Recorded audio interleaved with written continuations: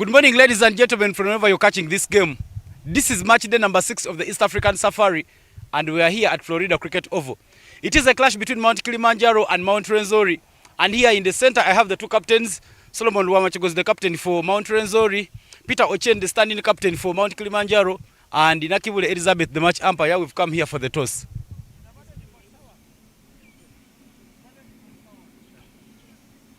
Heads you calls. And heads is on top. Peter, come through very quickly. You've won the toss. What will you be doing first this morning and why? We shall bat first. Looking at the pitch looks dry today, so the batsmen are ready to come and play out their skills, and we try to set a suitable score which we can defend in order to win the game. What looks like a suitable score for you and the boys? Yeah, we are looking at above 140, 150. All the best and go well. Thank you. Solomon, if this had fallen in your favor, what will you have chosen first and why? We would have bowled first. We're a stronger bowling side. We hope to limit them to just 100 runs, try and come and chase that. Any particular thing you're looking forward as we head into this game? Just for the lads to continue applying themselves, do the basics right, and everything will take care of itself. All the best and go well. Thank you. And that is the news coming from the center. Mount Kilimanjaro has won the toss and opted to bat first.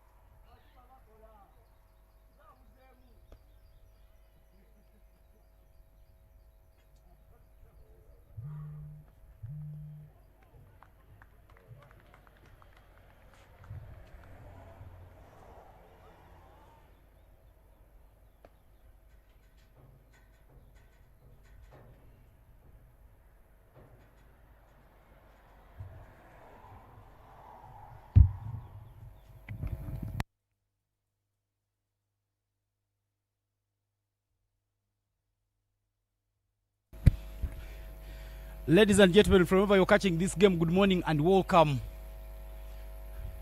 This is match day 6 of the East African Safari, and we are here at Florida Cricket Oval. It is a clash between Mount Kilimanjaro and Mount Rwenzori. Kilimanjaro won the toss and opted to bat first, but they have already lost a wicket of one of the few half-centurions in this tournament, Robert Owili, their captain. My name is Evan Cyprian Sajab here in the comms, and I'll be taking you through the beautiful stories of this game. 3-for-1 after 2 overs as Tom Adupu returns to bowl his second over. Made a very good start in the first over, giving away just 2 runs. And he was all complimented by Emmanuel Okwalinga, who bowled the second over that went for only 1 run. And there he comes again, Tom Adupu. The 2 batters currently in to bat is Julius Okema and Martin Iwoji. What a ball there from Tom Adupu. Some bit of bounce there off the surface. And it is a dot ball to start off his second over. It is another interesting day here in Nkokonjeru. The sun out, all guns blazing. A new wicket being used today compared to one that was used the previous week. And we will be expecting some runs to be coming. Tom Adupu continuing right arm round the wickets for the lefty. Hit, but it goes through the fingers of the fielder that covers Moses Achema. It looked dolly, but didn't get hold onto that chance. And they do take the single. Somehow he had his fingertips on it, but he did not get hold onto that hard chance. And what could have been a wicket results into a single run. They are not taking their chances. Might be something for them to regret, because with Robert Owili departing already, you need to make sure that you keep the pressure on, pick as many wickets as you can, and make sure that you're already right in the game. 0-5, Martin Iwoji, the batter now on strike. Tries to hit that one with a bounce, but misses, and it is a dot ball from Adupu Tom.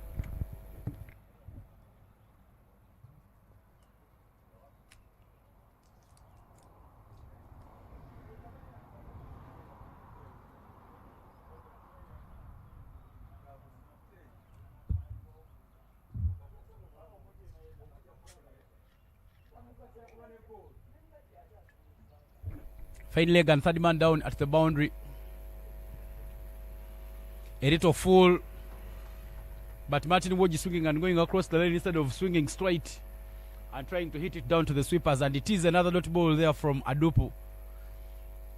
He has that ball which nips away from the right-handed batter, which angles in for the lefty, and is continuing bowling right arm round to make sure that he executes it well.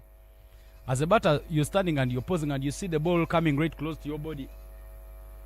So sometimes it gets you caught in the middle.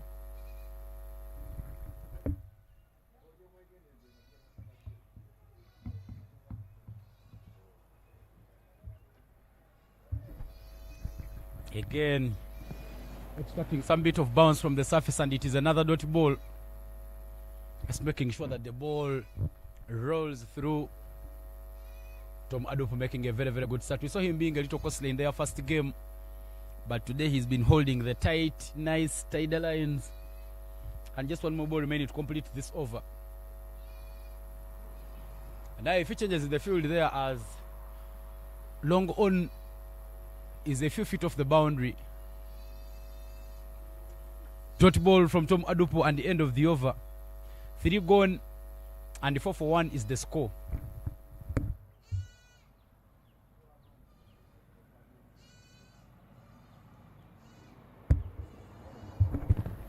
It's really been a very brilliant passage of play for Mount Rwenzori. They are just making sure that they keep doing the nice and tidy work, making sure that they keep the opposition on the back foot and in check.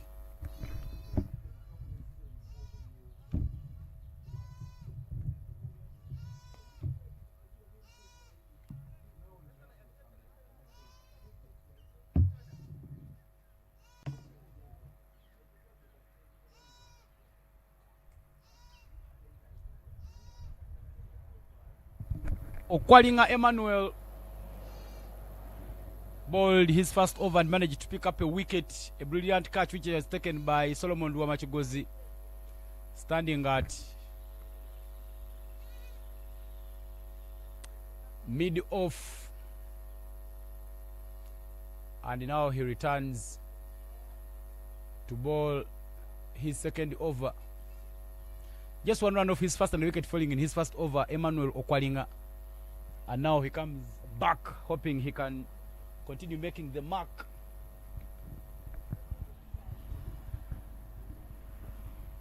Not a good start. Down the leg and it's wides.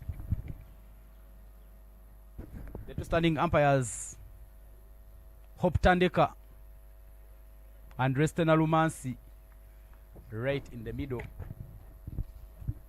Credit goes to the National Federation for making sure that the female umpires are given opportunity throughout this tournament, as Uganda continues to grow capacity. Goes hard but doesn't make connection. The ball just swinging through the line. Fine leg right at the boundary for the ball, snipping back, and third man a few feet off are the two fielders being used inside this power play.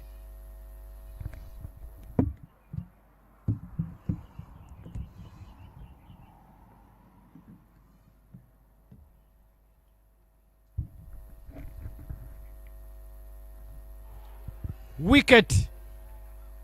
This time it is the middle stump that is uprooted. He bowled it a little full and it was swinging inwards. A bit greedy, Julius Okema. He went hard, but he didn't time it, and the ball rolls on to dismantle the furniture. Very, very good start there for him. Okwalinga, he's picked up the second wicket for his side. Too full for the left-handed batter, and nipping back inside edge onto the wickets, and out he went. 5 for 2.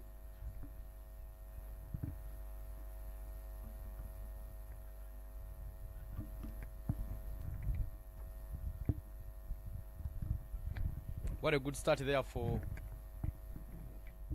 Mounted Rwenzori, making sure that they do pick up quick wickets, keeping the opposition in check and making sure that they don't let them pick anything. And the standing captain for the team, Ochen Peter, is now the new batter in.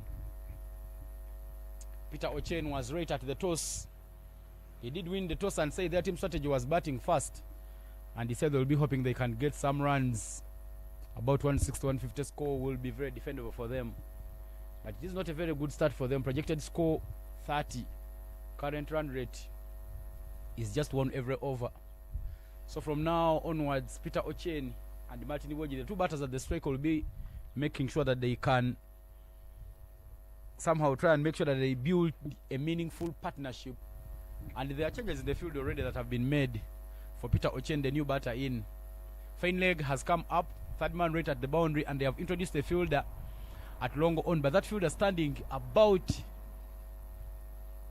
10 feet off the boundary to make sure that there are some catching opportunities. Because Peter Ochen loves playing towards that long on boundary for those balls that might be nipping back. Dodge ball there to start off. Hariom Dudarejia right at covers to give it a fine stop. Hariom Dudarejia, that field at covers, will be seeing him later on with the ball. Ball, some bit of googlies.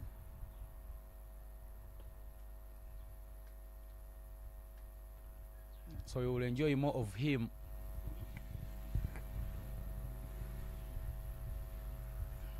Down the leg. And not very tidy work there from the wicket keeper.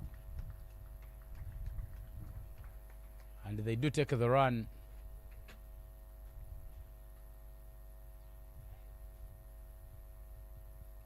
Yeah, the umpire just confirming that it is a by run because it didn't touch anything, but it was right in the area. 2 more to play in this over. 2 wide there from Okwalinga. One thing Okwalinga is trying to do is to make sure that on each and every delivery that he bowls, the stumps are in play. So for Julius Boji, but you have to make sure that the ball is nipping back towards him. And the Okwalinga has been swinging it both ways for all types of batters. That one beating him a little bit. He played it on, but not too comfortable. And it is a dot ball. One more ball to play in this over. 7 for 2 after 3.5. We've always seen Robert Owili doing most of the heavy lifting for the side. He's always been getting out of the blocks early in the matches. But today he fell early. He didn't somehow help his side to get a very brilliant start.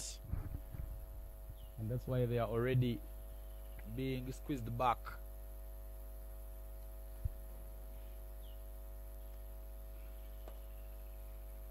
Straight to the fielder. Hesitation between the two batters, but a throw going the wrong end. If that throw had gone to the wicketkeeper's end,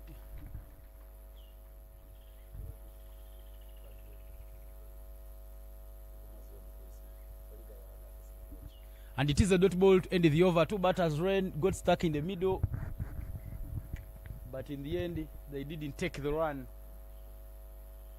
End of the fourth over, and 7 for 2 is the score.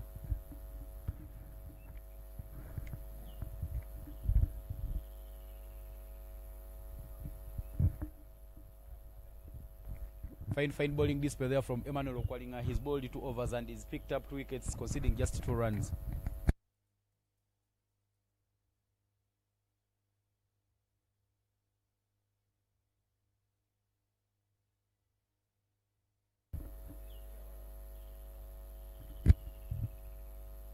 And now Tom Adupu will be coming to bowl his third over and the 5th in this game, but 7 for 2 isn't something you would have imagined to see, given the lineup that they do have. The Mount Kilimanjaro lineup starts off with a dot ball. Brilliant stuff there from Tom Adupu. Tom Adupu, Peter Ochen, these two are both products of the Soroti Cricket Academy, and they are all just making sure that they make a very, very good start for their sides.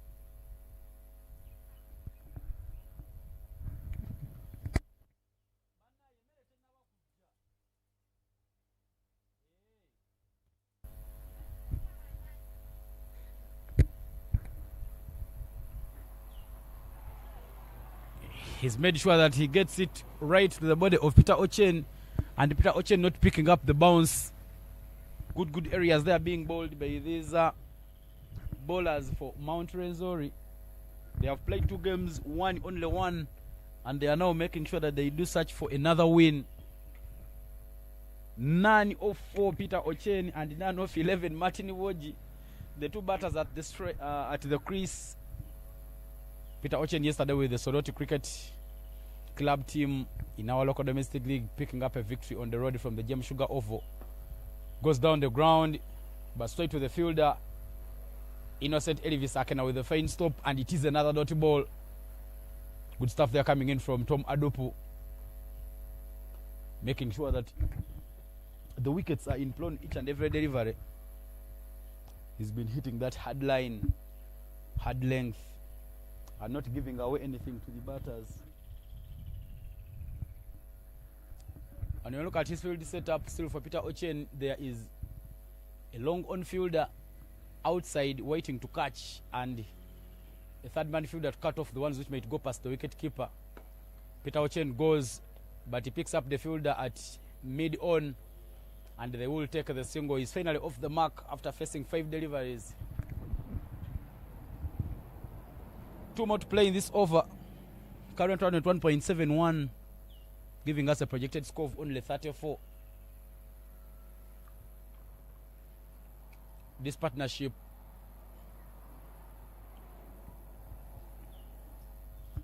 will be very key for Mount Kilimanjaro as they continue rebuilding in this game. And for Martin Woji, long on comes up, and fine leg goes down. That extra pace there, so that if the ball can skid through, it could become recollected. But you feel that somehow they are already winning the power play, Mount Rwenzori, because 8 for 2 after 4.5 is not really a very good batting display, so they'll just be hoping that they can finish it off very nicely.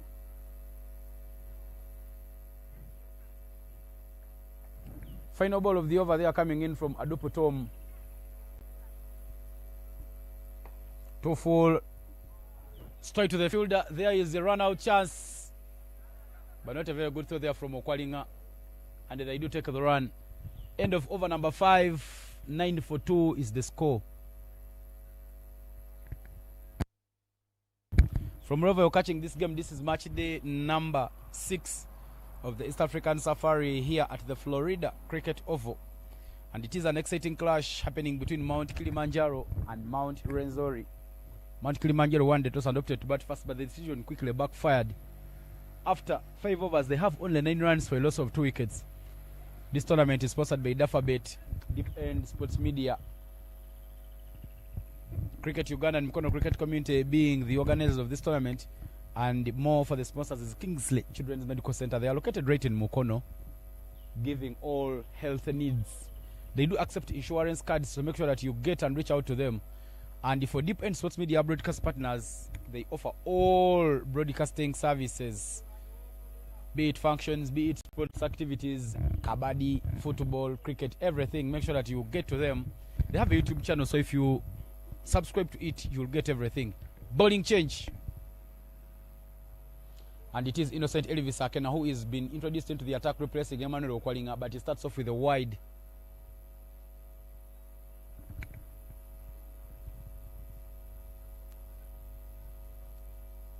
Final over to complete the power play of this game.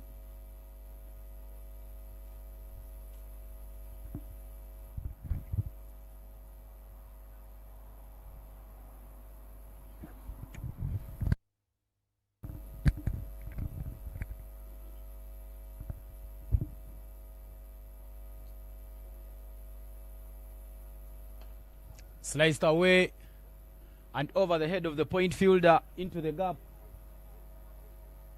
Fine work there from Twaha Beiga, cutting that one off to just 2 runs. He is another wicket keeping option that they do have, Mount Rwenzori, but currently fielding at that point area.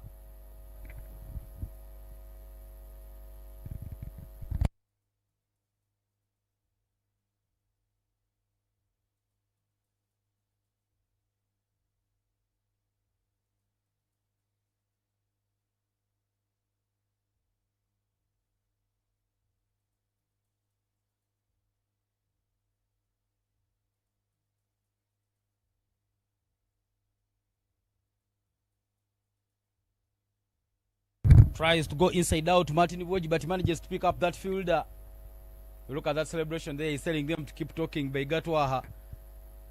Looked like the ball was swinging away from him, but in the end he manages to get hold onto the opportunity. And just like that, the 3rd wicket goes in a flash. The ball was nipping back, and Martin Iwoji trying to open up his blade to hit it over the fielders on the offside. But he just managed to pick up Beigatwaha. Not full control there from that blade, a bit sliced, and it somehow hit at the bottom of his blade. Twaha Beiga with a clean catch, and it is the 3rd wicket that goes. 12 for 3 is what the scoreboard reads.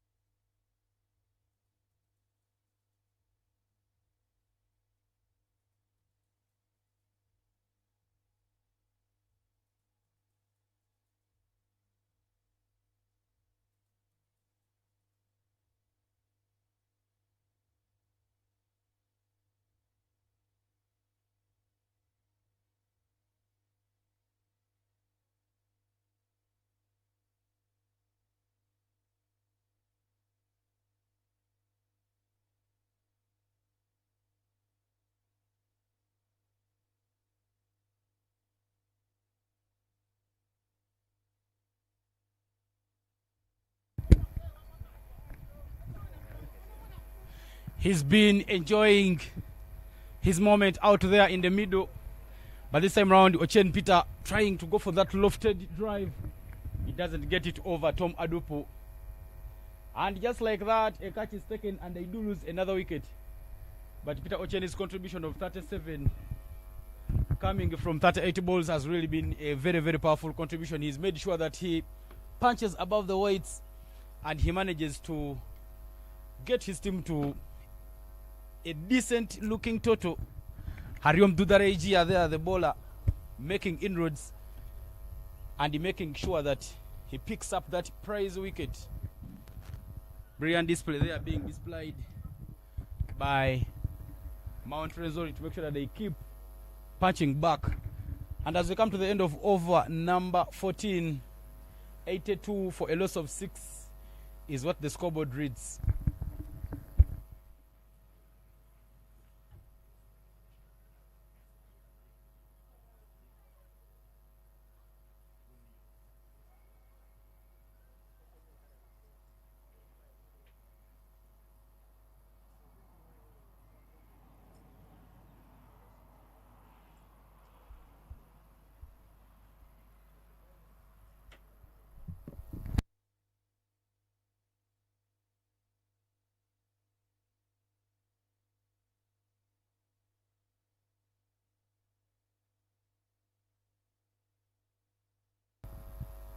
Colin Izokwalinga is the new batter in, and Mahadi Sechito has the ball.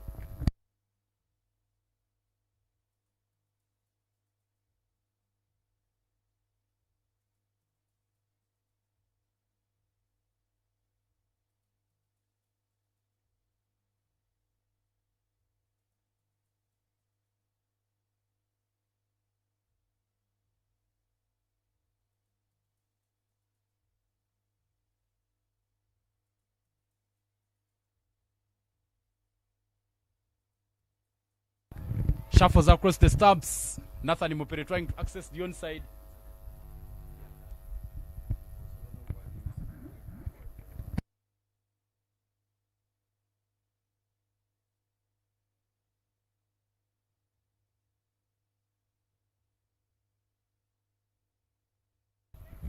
Hit that one through the cover area and picks up the field at extra cover, and they do take the single.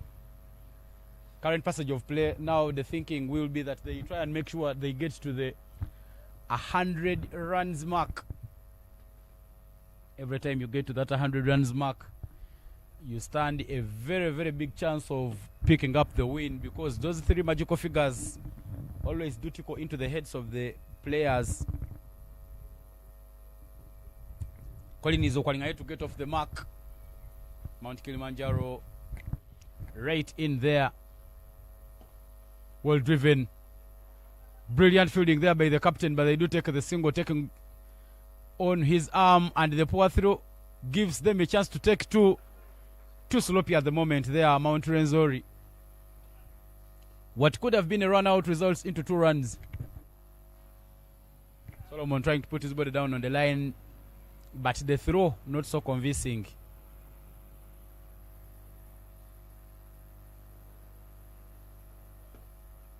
Driven through cover this time round, a little wide from the cover fielder. Solomon has been in a high traffic area, but he manages to brilliantly stop that one again.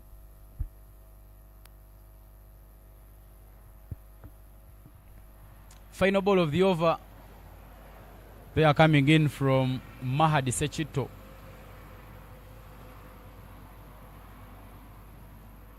Down the ground, and they will push quickly for the second run, bringing us to the end of the over. 6 of Mahadi Sechito's first over, and at the end of the 15th, 88 for 5 is the score.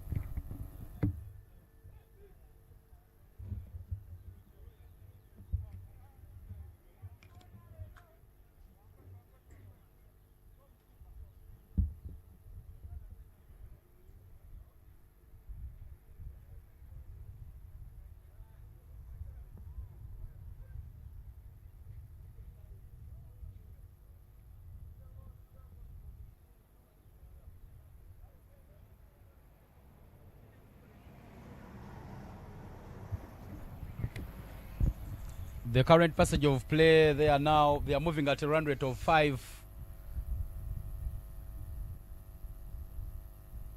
In the remaining 5 overs, they should milk as much as they can.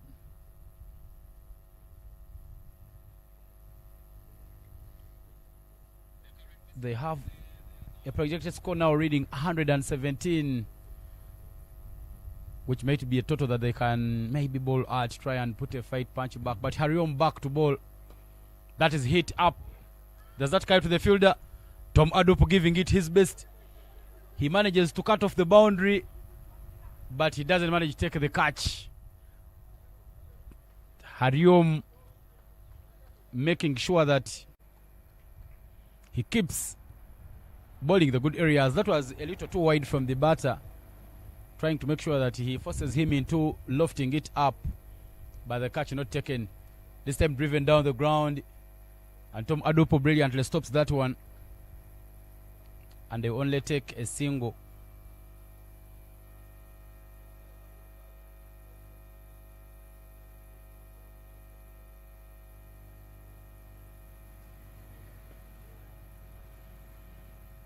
Good placement.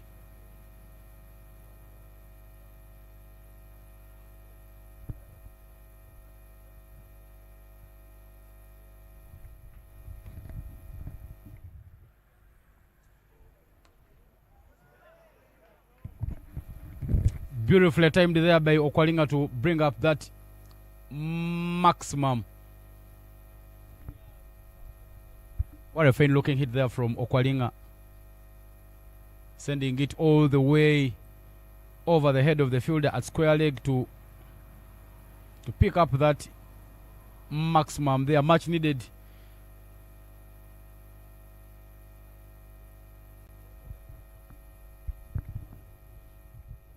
They were struggling right through the innings, but somehow they are now making a way. They have now found a way of recovering in this game.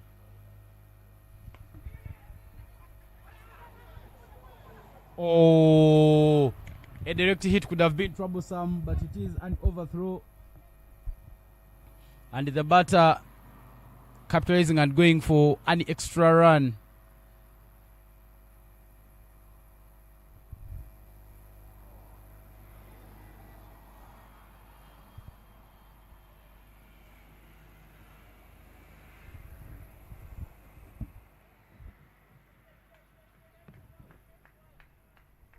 Started looking too sloppy. When you look at this current passage of play, they have been bowling it nice and tight, driven straight, and it goes all the way to the boundary. Forward pick up the length there by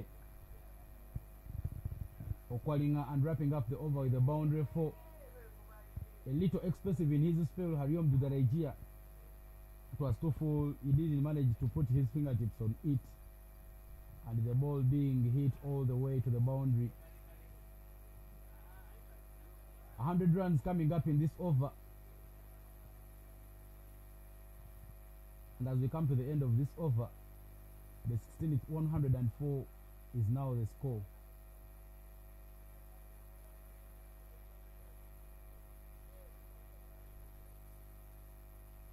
Looks like the game has again started to slip away from them. A team that has always had Robert Owili being the leading runs contributor for the side. Today, Robert Owili not getting out of his blocks. He departed early, but the team finally finding a way of recovering in the game. And now the current passage of play is really keeping them in this one, because if they can get about 20 to 25 runs in these remaining 4 overs, they will finish at 130, and finishing at 130 means you somehow at a total you can maybe defend. But the man who bowled a very, very fine spell, that's their dugout, to the Mount Kilimanjaro dugout, Peter Ochen, Robert Owili, all watching everything from the sides. But Emmanuel Okwalinga is the bowling changer. Not a very good start for him. It is a no ball call there from the umpire. He bowled his first 2 overs, went for only 2 runs, and he picked up 2 wickets. And now he comes back to try and make sure that he continues making a mark. But not a very good start there for him, as starts off with a no ball, and it will be a free hit for Nathan Mupere. Some of the players will be coming on later on to play in the afternoon. Mutwalibu Mustafa being the chairman. That is it. Into the gap, the free hit, and it goes all the way to the boundary. Picks it up very nicely and sweetly. And he brings up another boundary there for the side. Nathan Mpele now in the runs. Look at the way he shuffles. Not full control there from that shot, but he manages to somehow send it into the gap.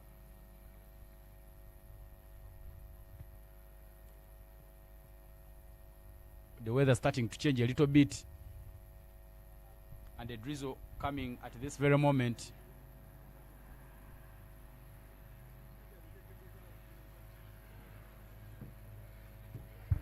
Wide down the leg. Spanned by the wicketkeeper, giving them a chance to take two wides, to take a run.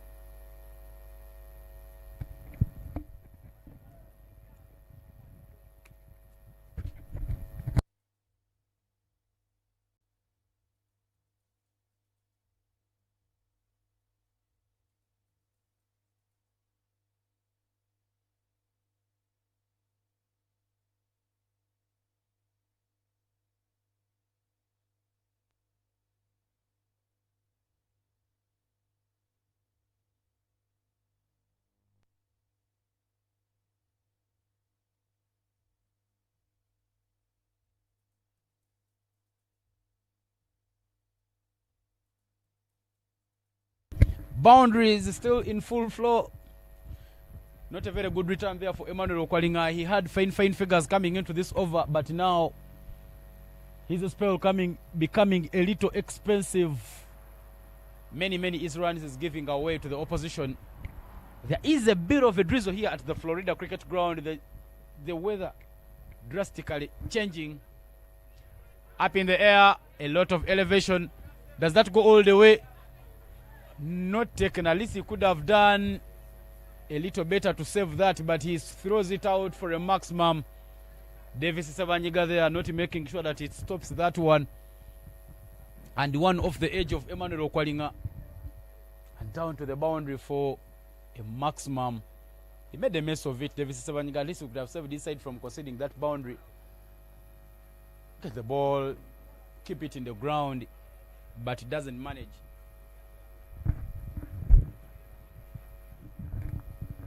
Very expensive so far.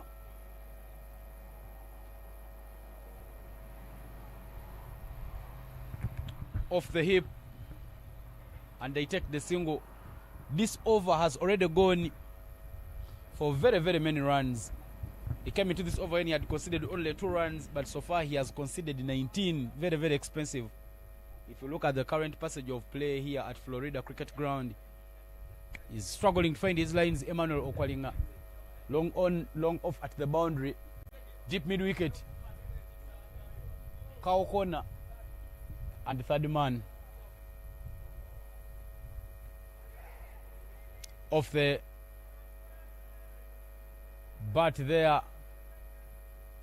And they do take the single.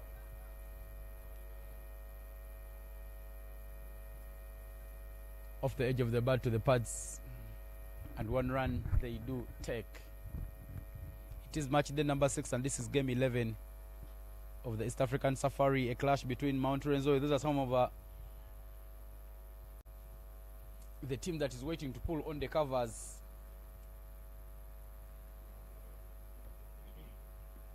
Down on one knee, but nowhere close to the ball, and it is another dot ball. Much better lines there from Okwalinga. He's been bowling it to the He's been bowling it down the legs and conceding many, but now he makes sure that he adjusts it. 124 for 5. The current number of runs they do have, they were looking at 150, 160. Wickets fell early, but now there is some recovery job there being done. These batters making sure that they do get the runs.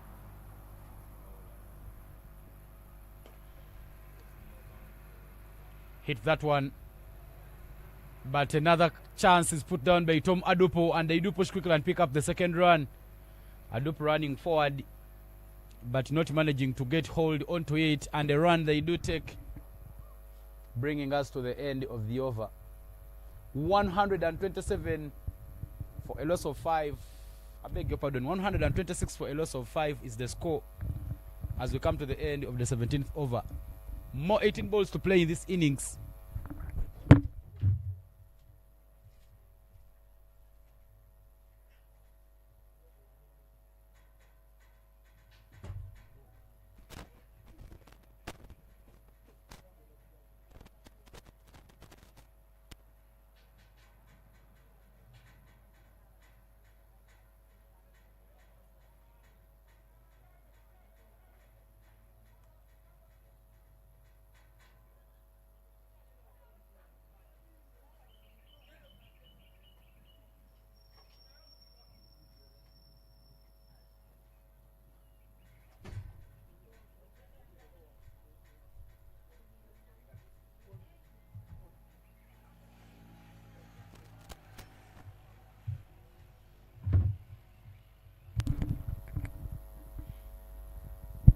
Tom Adupo changing bowling ends and now coming to bowl the 18th over of this game. 31 of 13. Colin Okwalinga, he's really been making sure that the recovery does happen there for the side.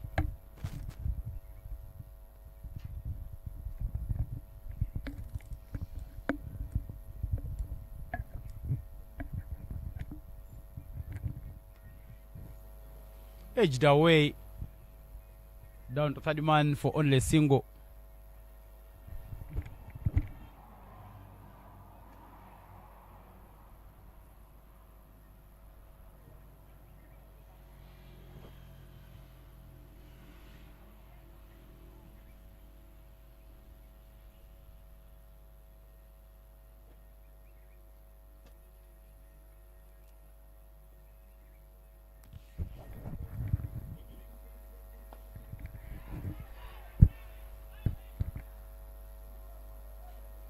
There is a muted appeal there as that gets off the edge of the bat to the wickets. The ball took some time before falling off, but in the end, Emmanuel Okwalinga, I beg your pardon, Colin Okwalinga departing, a sharp in swing, inside edge. Some bit of time there for the ball to get off, but eventually the ball getting off, and you see how the team runs into celebration. And Okwalinga departs, but he has already done the damage. 31 of 14, what a brisk. And now you feel that their side is now in the runs that they can come out and try and defend. They have really made sure that they bat well, try and defend the runs. And now they do have the runs there. 127 for 6. And when you look at the turning moment for this game, there was a 48-run partnership between Austin Mujuni and Peter Ochen. Mujuni contributing 20 and Ochen contributing 22. Ochen and Mupere contributed, made a partnership of 22. Ochen with 16, Mupere with 4. And now this partnership has been just broken, was worth 45 runs. Adam Muzaifa is the new batter in. Shimmy down the track and cuts that one away powerful already. Fielder there diving early before even getting the ball. Innocent Elvis Akena, and that one goes to the boundary, off the mark and already in the runs. Adam Muzaifa, a little too full, a little wide, getting a chance of throwing his arms at it. It was somehow bouncing away from him, and he just manages to slap it through covers, bringing up another boundary. What a beautiful passage of play here at the moment. They are now already in the 130s. And when you look at the way this game started, the first wicket fell a little early in the second over. But they have recovered very nicely. At the end of the power play, they were 15 for 3. At the end of the 10th, the recovery had started. They were 53 for 3. And as we're into the final 3 overs, they have already 132 on board.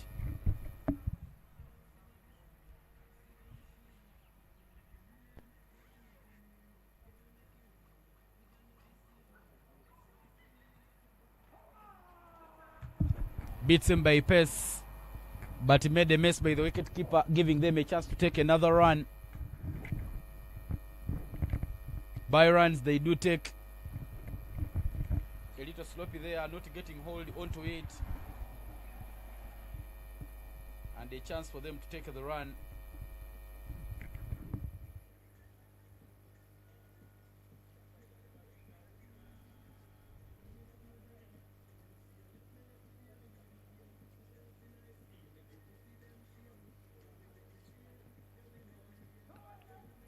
Trying to hit it that width, but he doesn't manage, and it is a dot ball.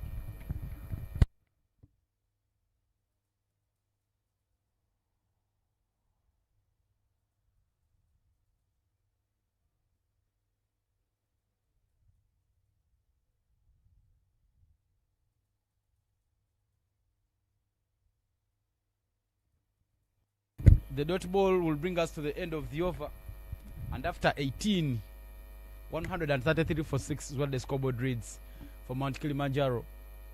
They are remaining with 12 balls, and the runs that they can pick in these 12 balls will be good runs that can help them to pick up victory.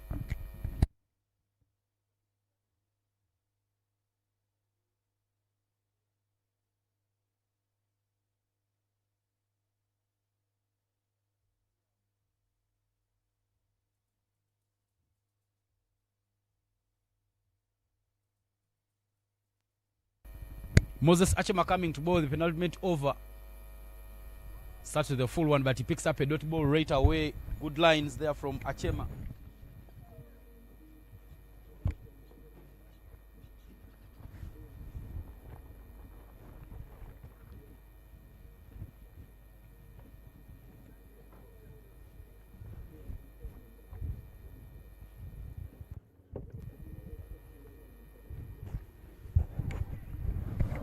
Wide from the batter, and the two wides onto the total.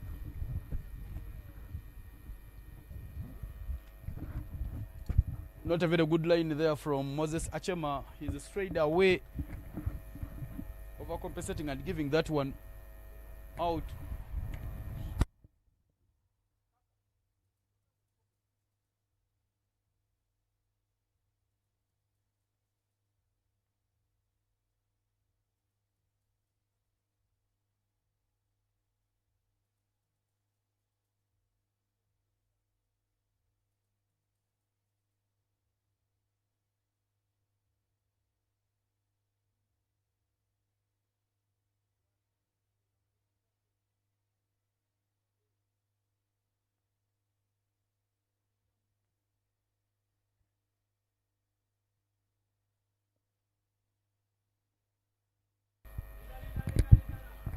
Two runs there, taking that good placement there at long on, and a sloppy fielding display there.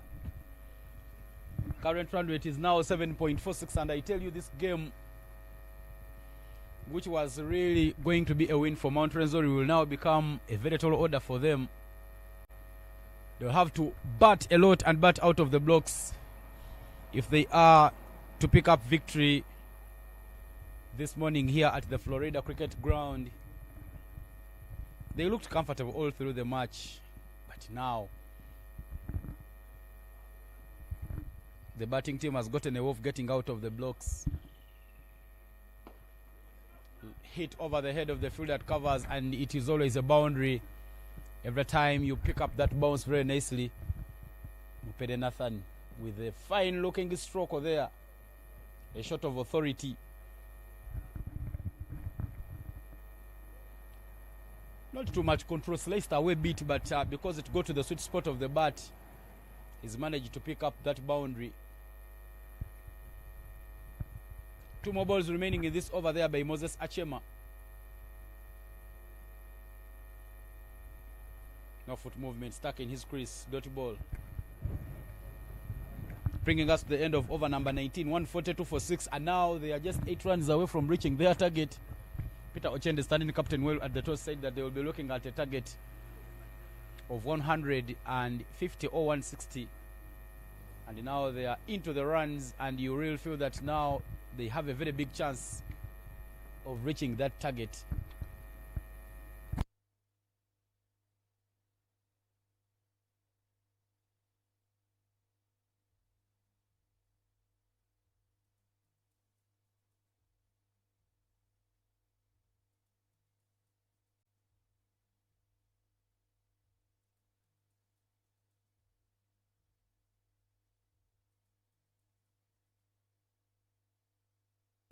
Emmanuel Okwalinga will be bowling the final 6 balls to end this innings.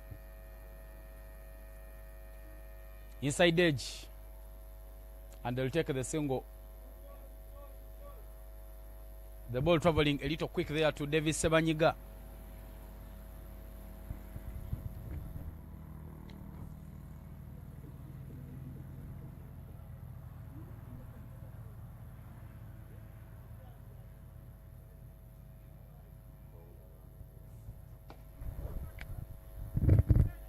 Another boundary there from Nathan Mupere. Good timing, good placement.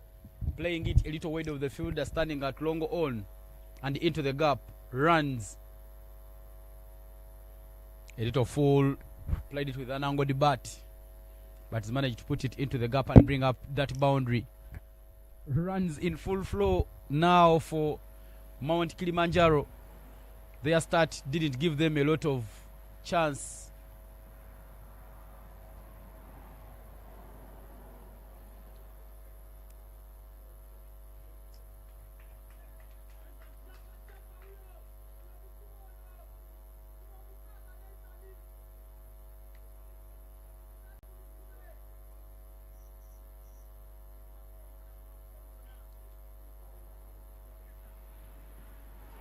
Trying to work it off the pads, but it doesn't tame it, and it is a dot ball there for Okwalinga.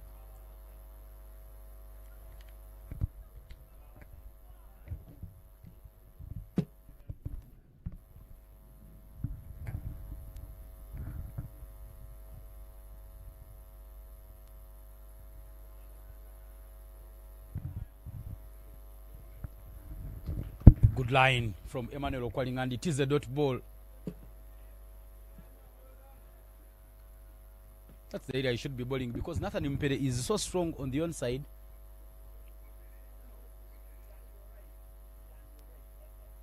You need to make sure that you're bowling that fourth stump line, because he's not so good on the off. But that has been the biggest issue for Okwalinga in this over. And now that's 3 weights that they do take. Brilliant running between these two young men, Adamu Uzaifa and Nathan Mupere.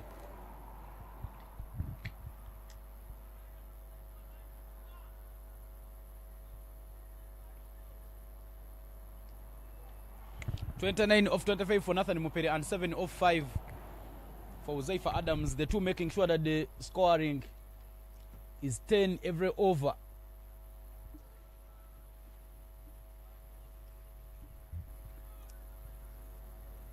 Not good work there from the ball and the wicket keeper, both of them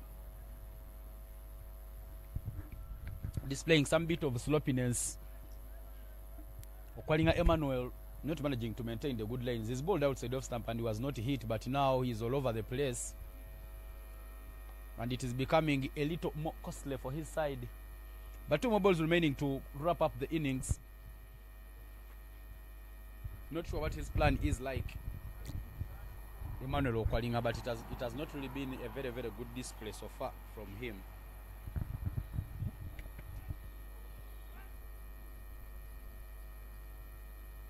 Trying to make a shimmy down the track to make full access, Adamu Uzaifa, and it is a dot ball.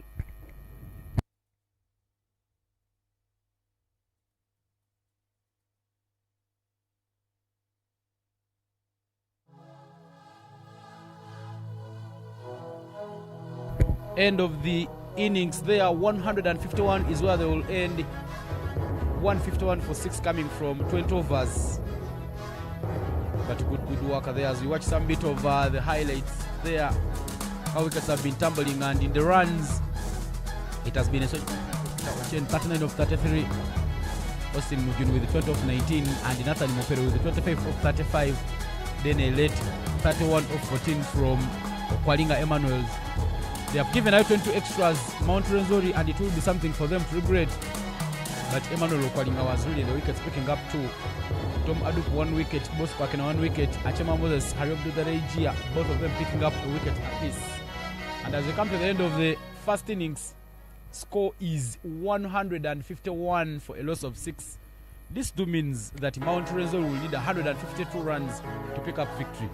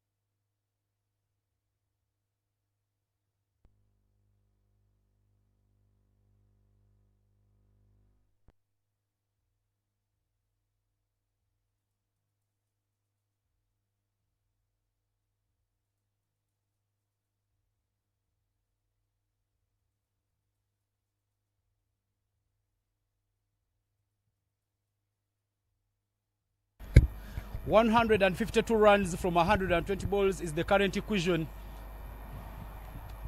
Mount Kilimanjaro didn't have a very good start during their batting innings, but they have made sure that they rebuild and get a formidable 152. Hariom Dudareja will be facing the first ball. Drifting away from him and called wide by the umpire. Hariom opening the batting there. And Emmanuel Okwalinga, Collins Okwalinga is the opening bowler, starting off from the highway end.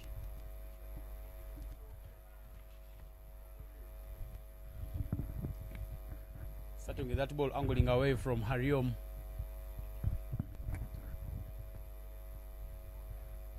More wides, back-to-back wides there. Okwalinga struggling to find his line and rhythm and compensating a little more.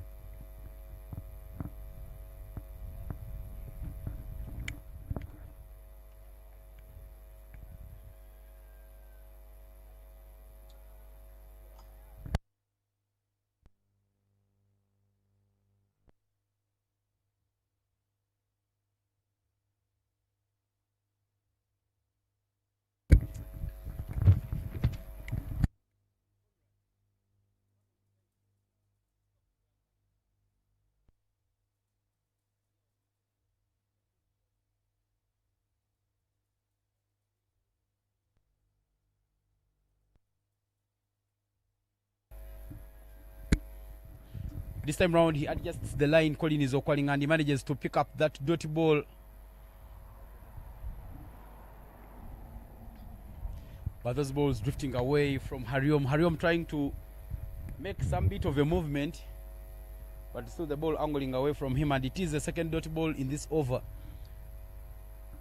They will require to score about 7 every over for them to pick up victory. You feel that they had the game, but somehow they never consolidated on it well. And now it will take a lot of batting for them to try and make sure that they chase down the target. Thick edge, no third man in place, but a slow outfield. Good work there by the fielder, cutting off that one from running away to the boundary, and they only take a double.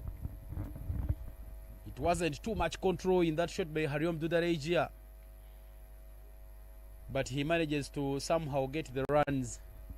He's opening batting alongside Akena Bosco Sanke. Sanke is just his nickname.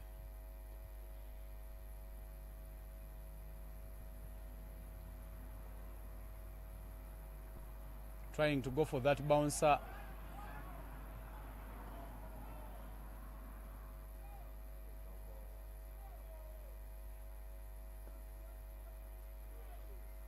The umpire calling it a no ball, but then remembering it is supposed to be one bouncer allowed in the over, and he hasn't bowled another one. Recalling that one, and it is a dot ball.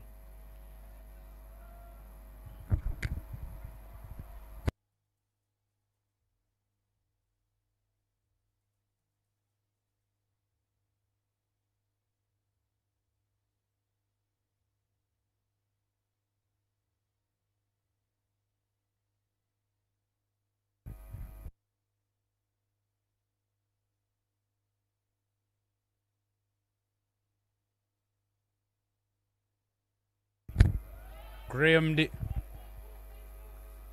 but some finger on it, and they will only take 2 runs. Raymond Kagera not putting in a very high shift to stop that one.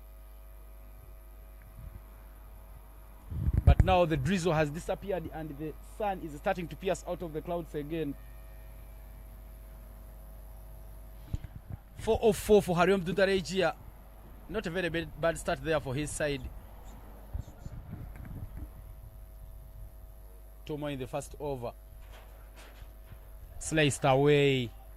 And it is traveling down to 3rd man, but they will only take a double. He's looked so comfortable playing pace, Hariom Dudarejia. But he's made sure that they keep milking the runs. 9 so far in this over, with 1 more ball remaining to complete the over.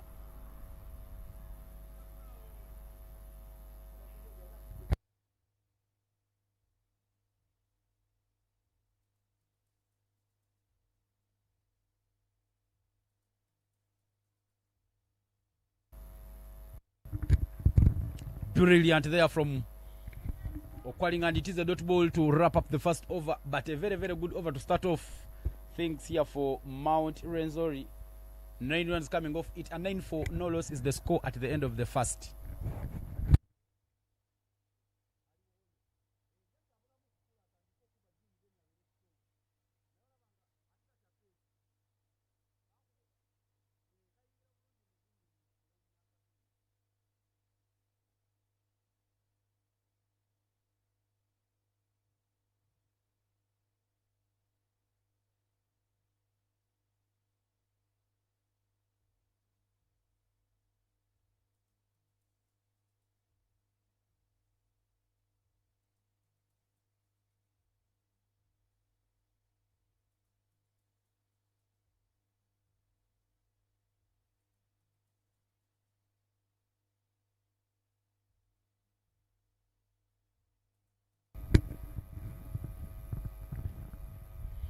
Hariom Dudarejia with 6 of 6. Bosco Akena yet to get off the mark. Peter Ochen will be coming in to bowl the second over of this game.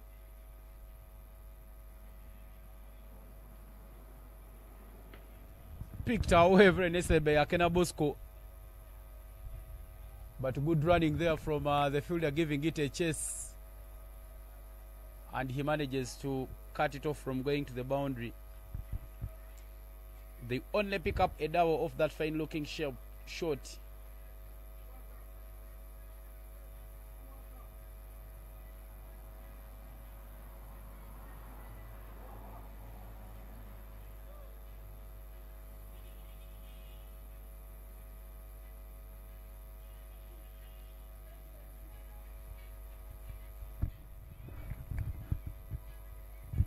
Akena Bosco already off the mark also with a double. These two looking well poised for this run chase. Wide is the call there from the umpire. Not somehow close to the batter.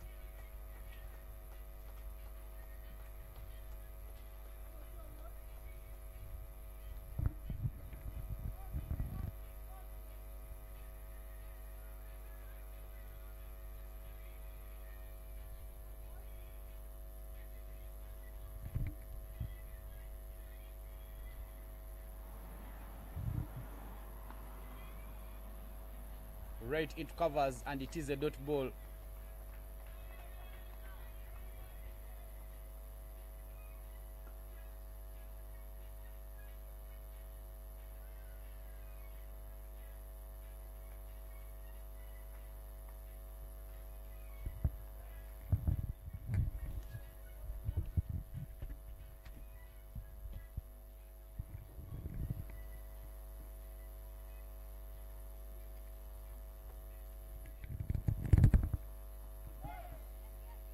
Into the gap, and it is another single.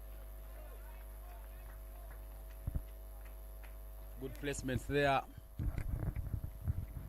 Riom Dudarejia and Akena Bosco Sanke making sure that they get their side of a good start. Even though the boundaries haven't covered, they've made sure that their running between the wickets is very good, and they have kept on milking the runs. 139 from 111 needed for the win. Fine leg down, and third man.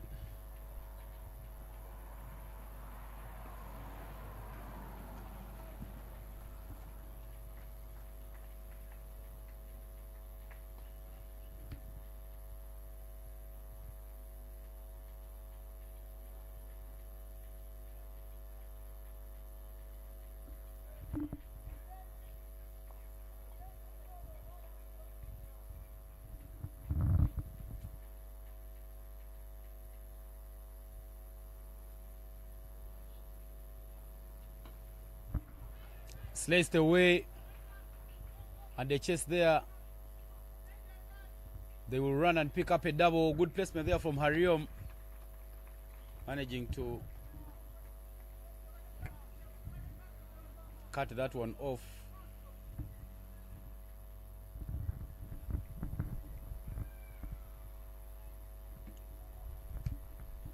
Another good over in the making for the batting team. 6 runs so far in this over, with one more ball remaining to wrap up this over.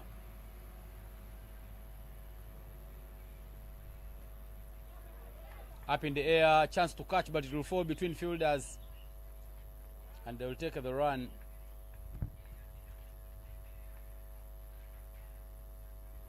Bringing us to the end of the over. 7 off Peter Ocheni's over.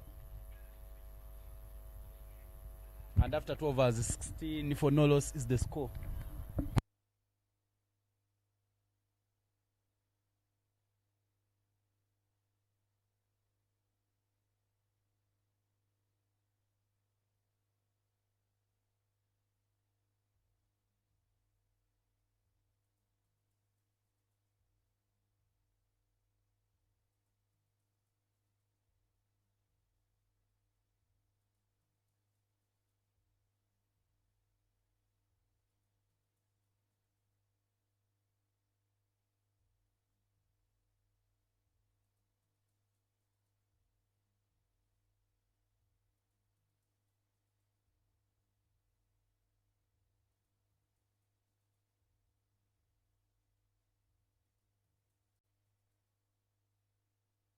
Emmanuel Okwalinga is coming back to bowl his second over and the third in the game.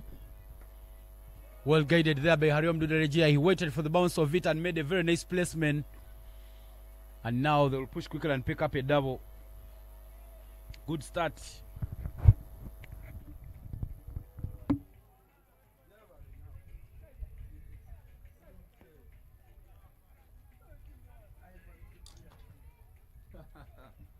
Americana.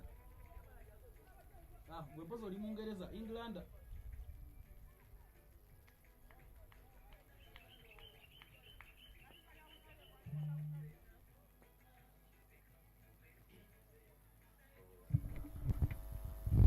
Much better there from Okwalinga, not keeping it too close to Hariom, and he manages to pick up a dot ball.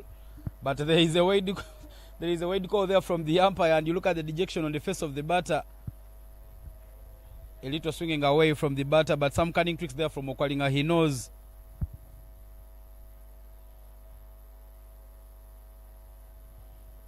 that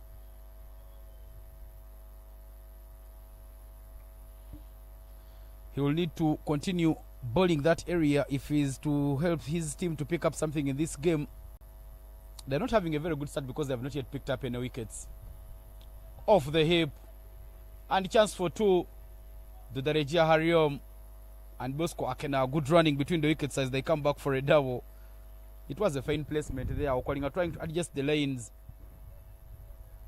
but not really managing to keep it into that good line and length area.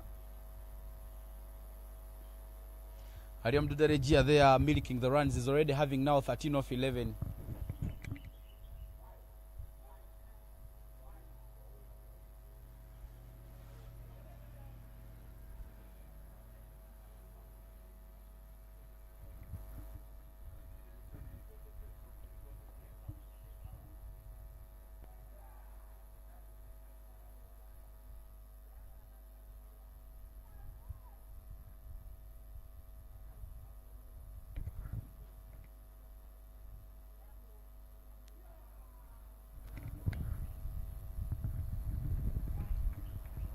Much pace there from Okwalinga, and it is a dot ball.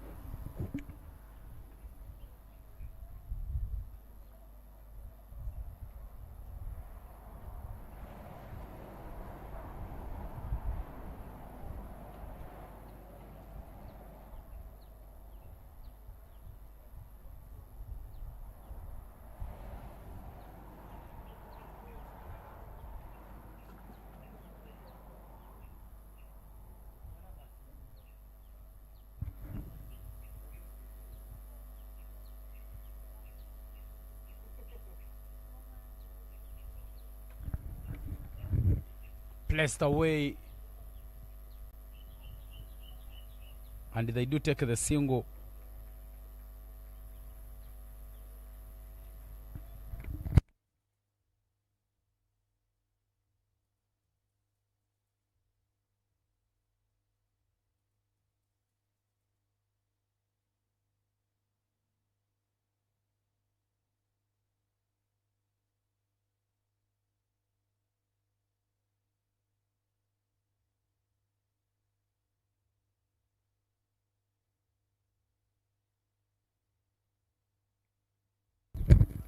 Well guided, but beautifully fielded, and it is a dot ball. Much better lanes there for Okwalinga. One thing about his bowling is that he has made sure that he keeps the batters in check with each and every delivery, and he will be just making sure that he can continue doing the nitty-gritty work.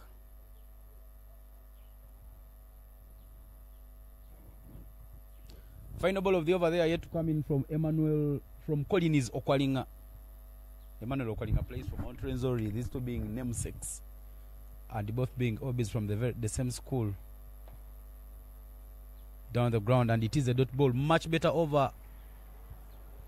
6 runs from it, and at the end of the third, 22 for no loss is the score.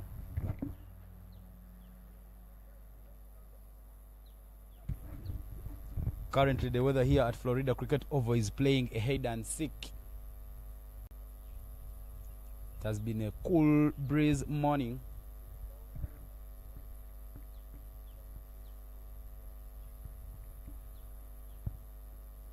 Three of 5 for Bosco Akena, and Hariom Dudarejia has 14 of 13.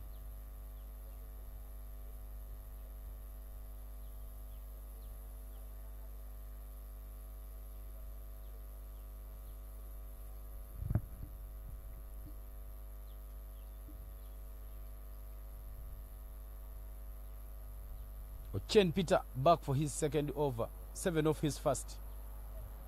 Into the surface, and well guided with the blade there, but there was protection by the fine leg fielder,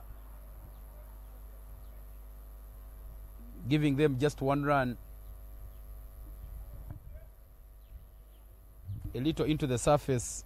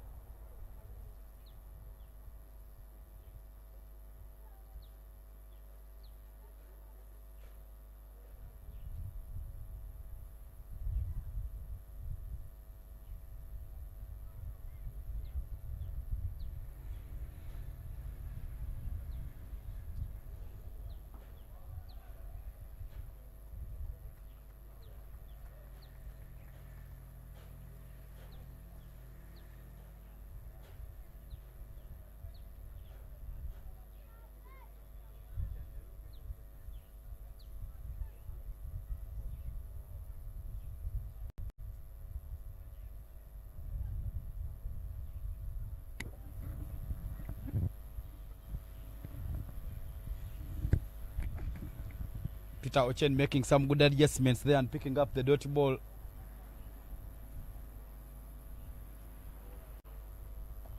Inside out shot. And a drop there by Raymond Kagera. The batters very, very brilliant, and they do take the double. There has been too much sloppiness displayed by the fielders of Mount Kilimanjaro. There are so many chances that they would have taken that haven't been really taken. And now the game swinging in the favor of the batting team. 127 more needed in 99. They haven't really hit out of the blocks, but they have made sure that the running between the wickets is very, very superb.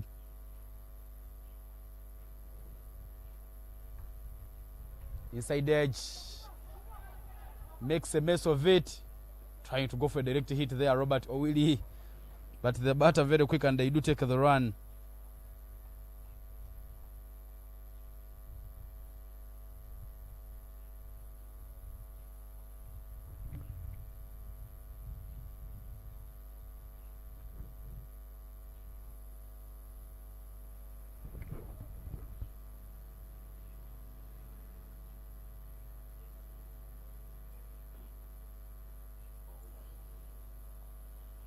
Flicked away. There is a fielder. He doesn't get hold onto it. Joshua Opejini Mungu.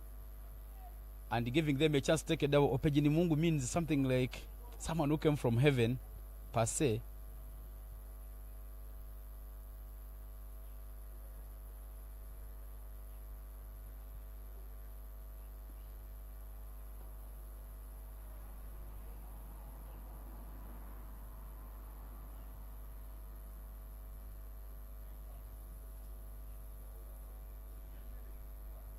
Another one well placed, well guided there down to third man.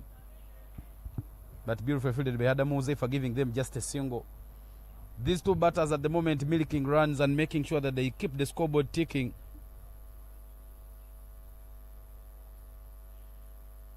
And that single will bring us to the end of the fourth over. Scoreboard reading 29 for no loss.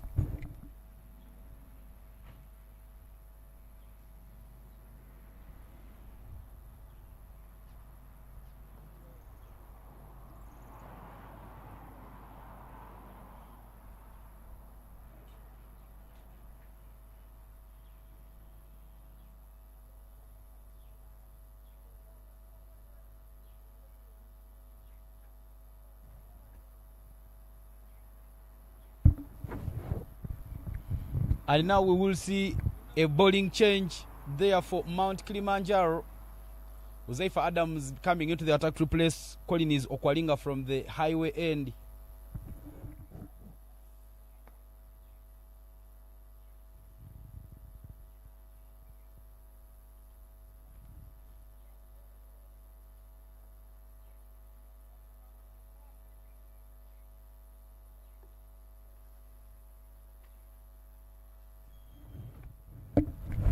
Fine leg and third man all at the boundary.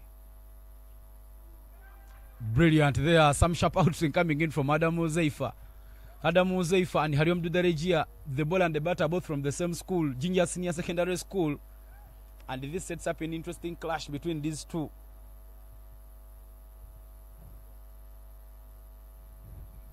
But that is a very good ball there to start off the over. Adam Uzaifa, dot ball already. He's kept him guessing. It will be down the leg, but the umpire has seen that one brushing something, so she doesn't call the wide. Much better there from Uzaifa. He's made sure that he doesn't allow Hariom to get used to what he might be bowling.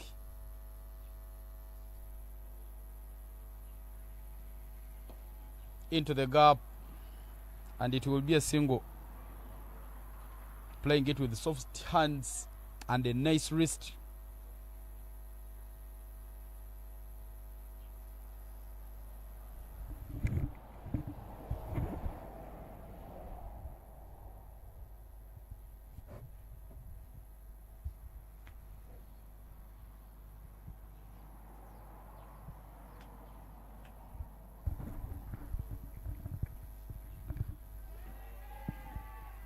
There was an appeal, but clearly that bat hitting the ground and the sound didn't come from the blade.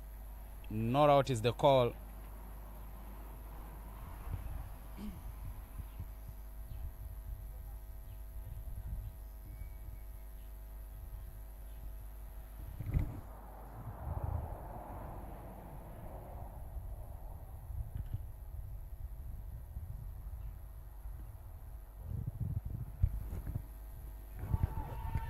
An appeal.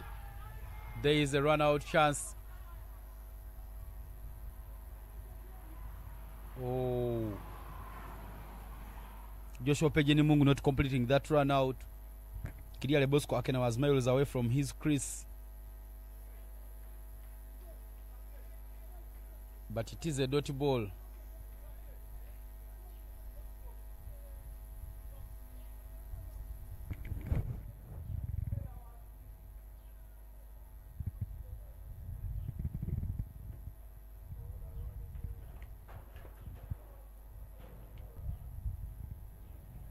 Playing it with soft hands, but what a dream start there for Adamu Uzaifa. Just one run coming off his first over. And as we come to the end of over number 5, 30 for no loss is the score.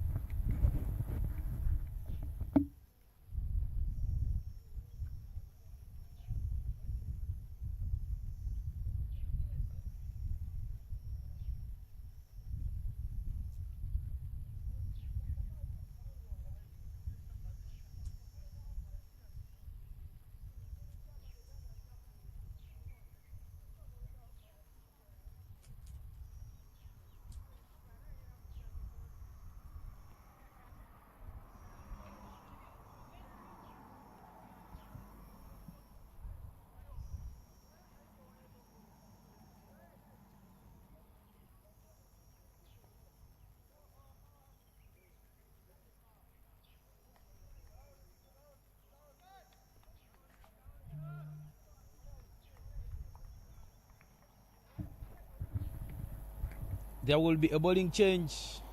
The second one being taken by Mount Kilimanjaro. Austin Mujuni will be coming in to replace Peter Ochen from the Forest End. 122 runs from 90 balls is what the equation reads in this match.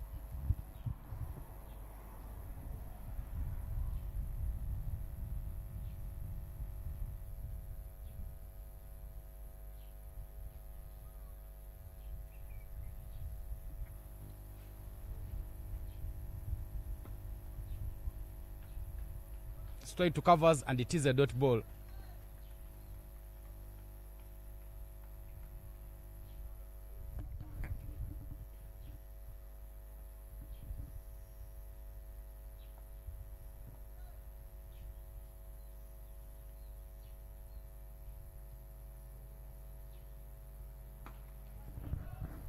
He goes and manages to take it over the head of the fielder, Hariom Dudarejia.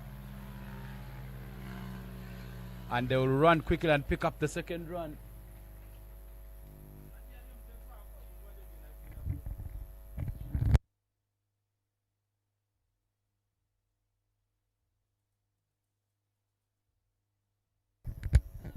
Everything going down here at the Florida Cricket Oval.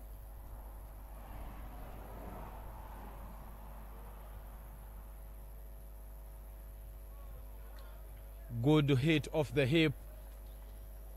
But it will find a fielder there backward of the square, running in from square leg to cut it off to just a single.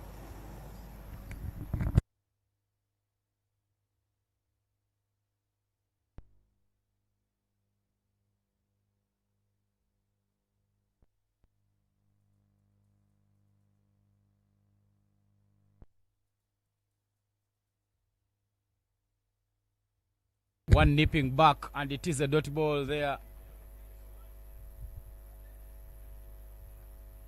Good start to the over there by Austin Mujuni. 3 runs off the over so far.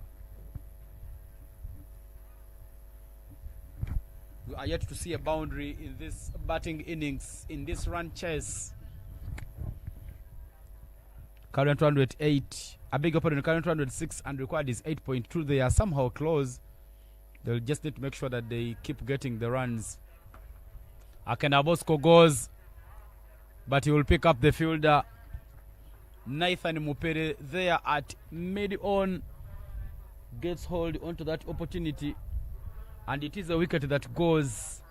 The first one, Akena Bosco trying to hit out of the blocks because he knew they really need some boundaries, but that ball way wide of him, and instead of him making sure that he hits it well, he doesn't.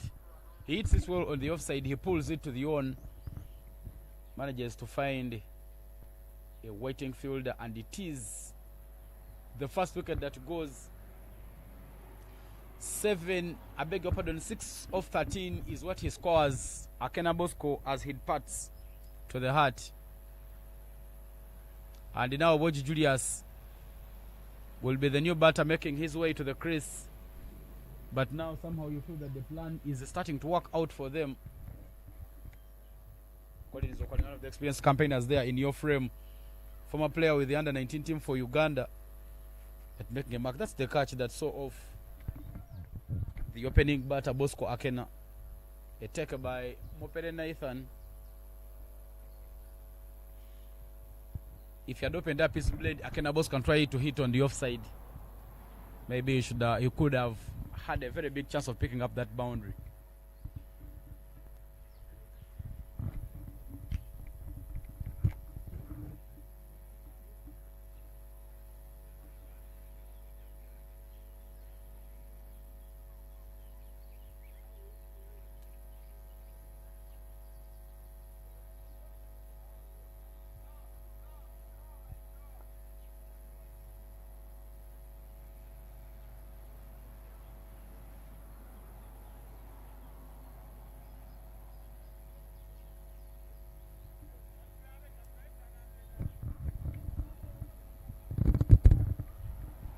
The new batter in is Twaha Baiga.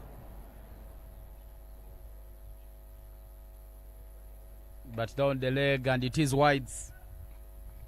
They are coming in from Mujuni Austin, not managing to keep.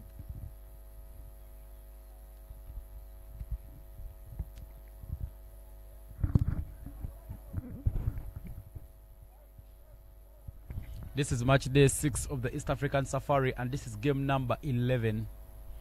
A clash between Mount Rwenzori and Mount Kilimanjaro. A cross-border affair. One mountain, Rwenzori, bordering Uganda and DR Congo, whereas the other one, Kilimanjaro, it borders Kenya and Tanzania. And as we come to the end of the 6th over, 34 for a loss of 1 is the score at the end of this power play.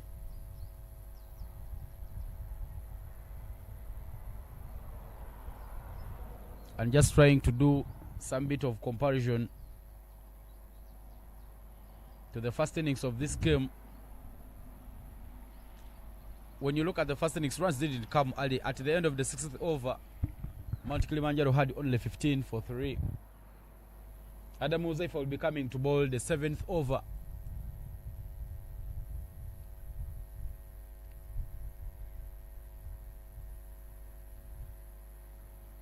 His first over went for just 1 run.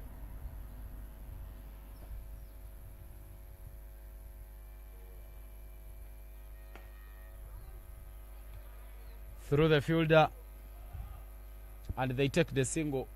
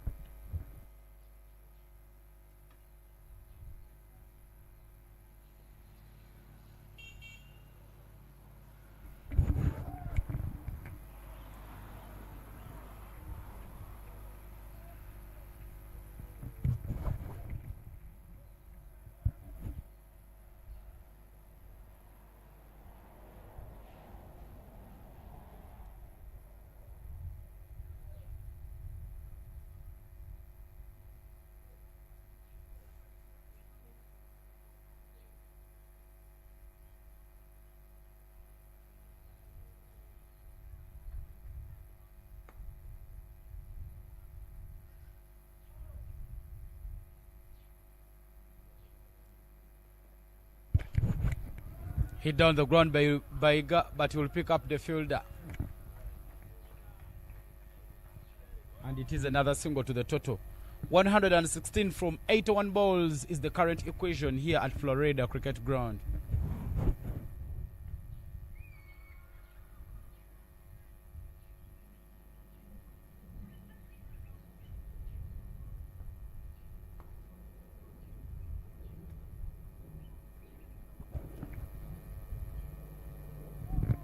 Brilliant pass. They are coming in from Uzaifa Adam, and it is a dot ball. Just gets one angling away from Hariom.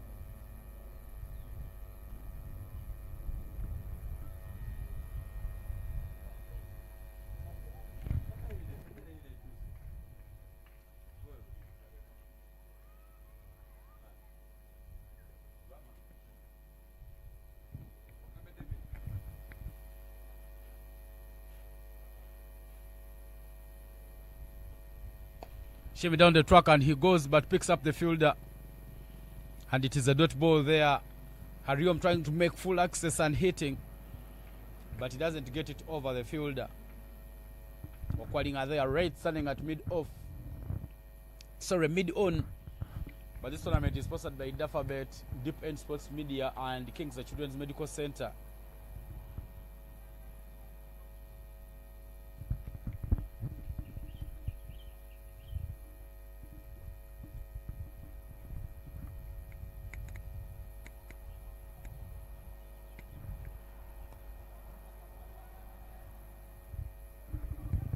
Well guided into the gap by Hariom, farmed by the fielder, but both batters a little cautious, and only a single they do take.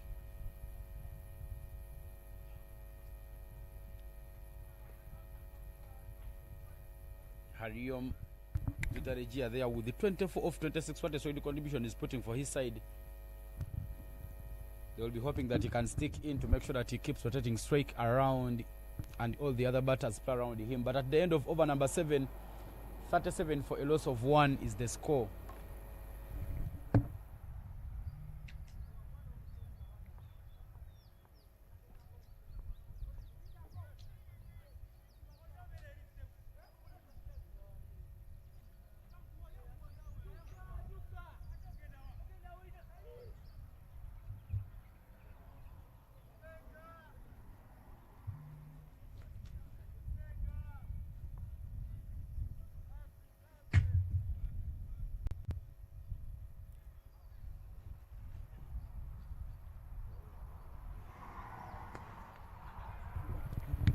What a cream there from Hariom, and running very good between the wickets to pick up a double. Good placement there. There was a fielder right at covers, but he made sure that it goes past him to pick up that double. To the Regia, Hariom still making the runs. Austin Mujuni back into the attack. 4 runs from his first over and a wicket. And now he comes back. Pulled away and pulled into the gap. Slow outfield this morning, and they will take another double. The rotation of strike has been so good, and they are making sure that they keep getting the runs.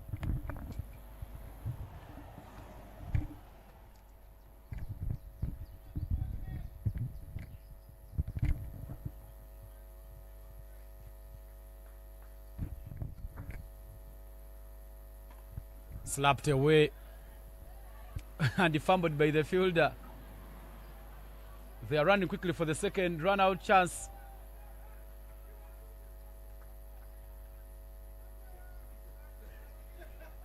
Waiting to see if that will be given by the umpire, but the batter already making a walk.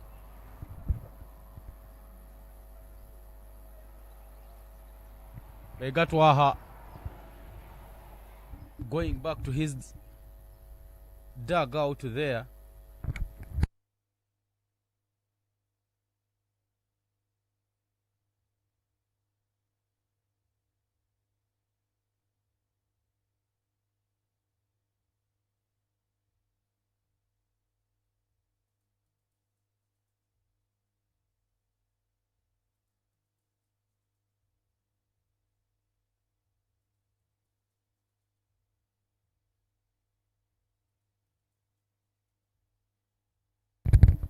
2 wickets have gone, and it will be more rebuilding here for the side.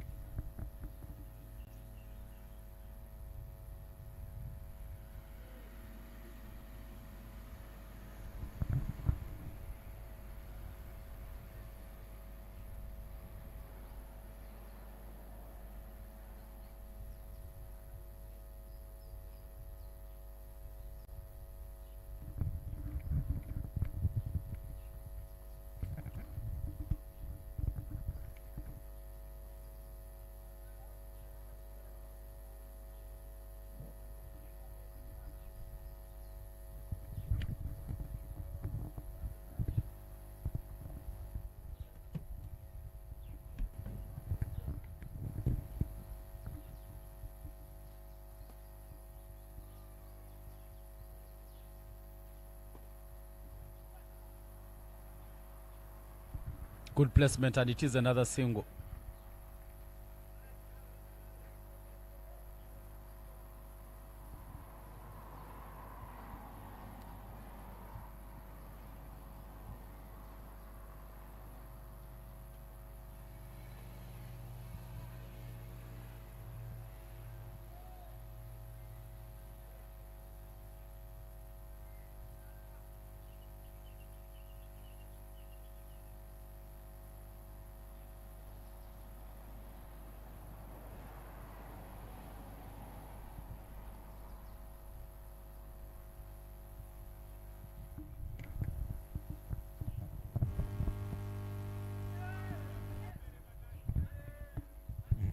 Another miss there done by the wicket keeper, giving them a chance to pick up a double.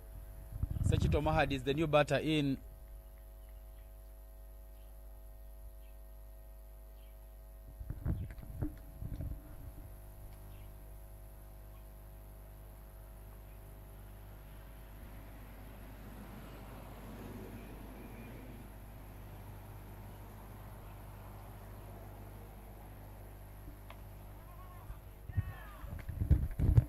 Just like that, it is another wicket.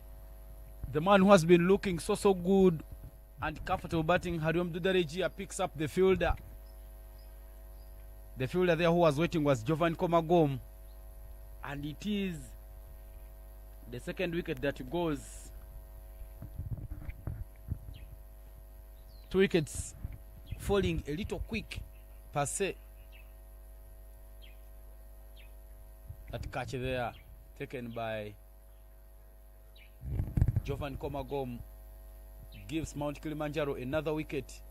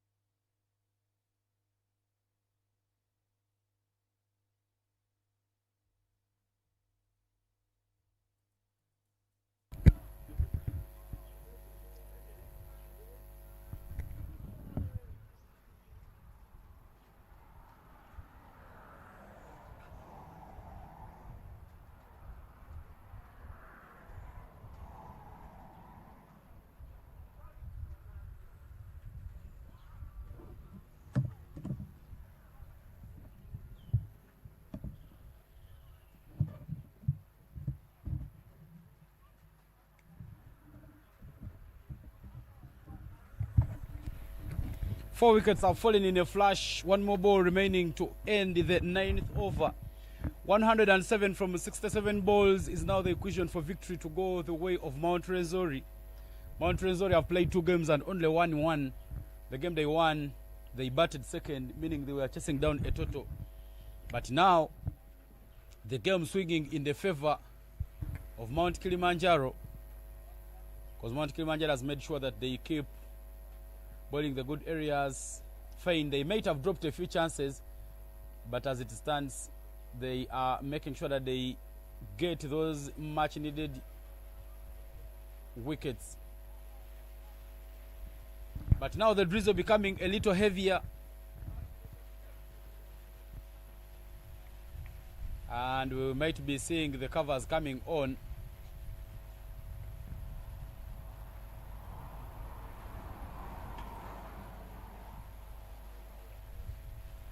Emmanuel Okwalinga hitting that one straight to the field, and it will be a dot ball, bringing us to the end of over number 9. 45 for a loss of 4 wickets is what the scoreboard reads after 9.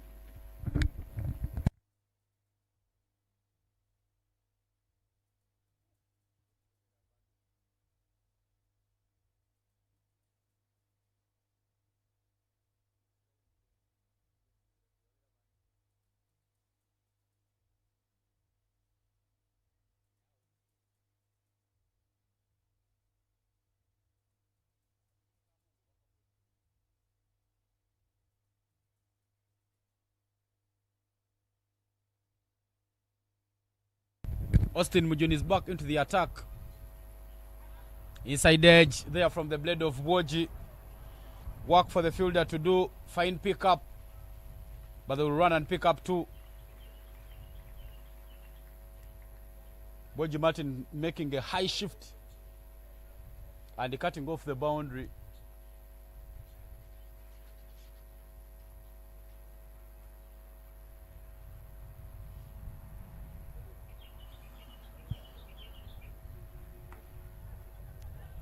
Another one will be taken by Jovan Komagom. 3 catches for him. He has been enjoying himself in the field. He has been in a flying area. Anything that has flew over his head is made sure that he takes it. 3 wickets is taken.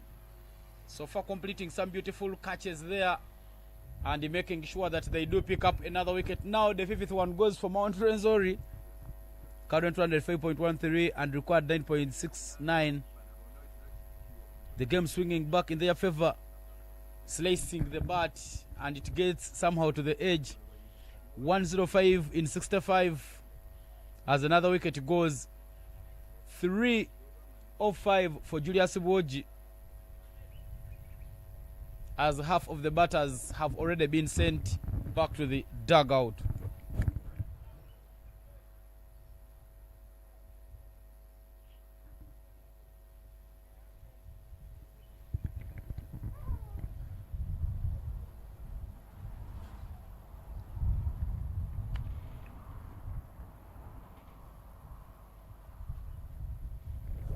Wickets are now falling in a flash. The 2 opening batters, Bosco Akena and Hariam Dudarejia, looked a little comfortable, but since their departure, the game hasn't swung the way of Mount Rwenzori. Chances they've given and chances have been taken. Well, despite a few that have been put down already in the match, but they have made good work making sure that they start punching back. And Innocent Elvis Akena is the new batter in.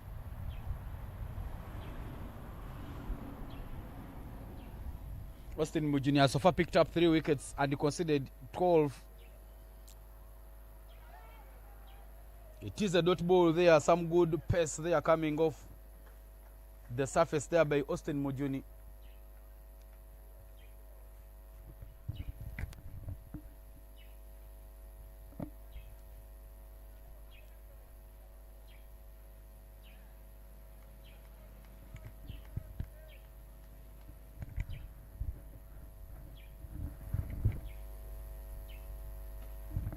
Crims it through covers. Some touch there from Peter Ochen, but they will take the single.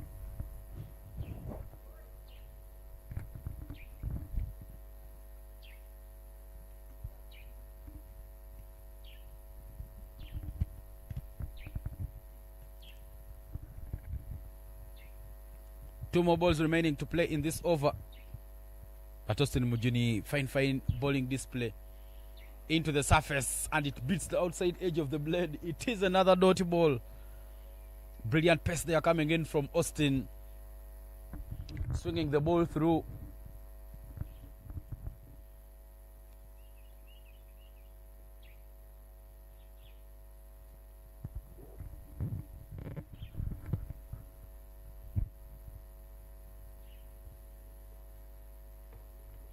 Right into the surface, but he hit to mid on for a single. And the single brings us to the end of the over. At the halfway mark, 49 for 5 is the score. More 103 in 60 balls. They need to make sure that as they are batting, they are trying to look for those boundaries to make sure that they get the runs. Current run rate 4 required about 9, and it is going up. 103 in 60 balls.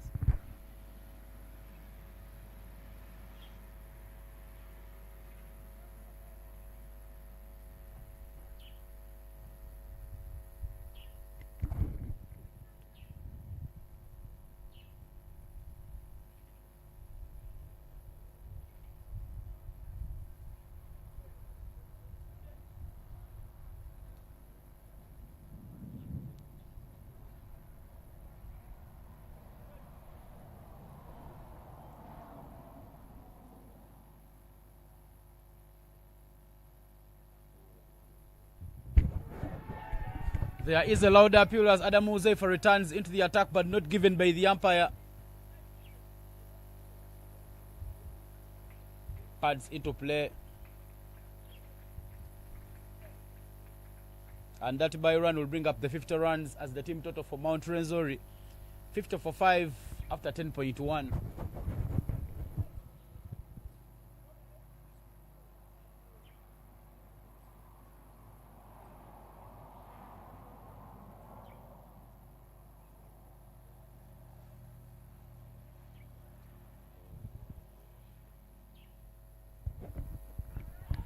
Beaten by the pace.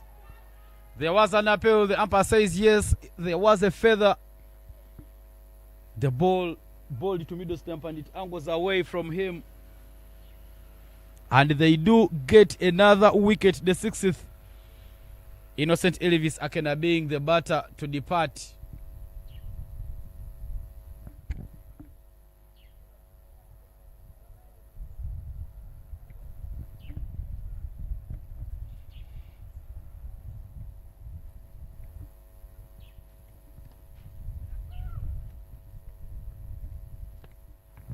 Beat him by the pace, and when you look at the way he was batting, the way he was posing, Innocent Elvis Akena posing and covering all the stumps, but that edge of the blade being put into play, and a little feather to the wicket keeper, and there he goes.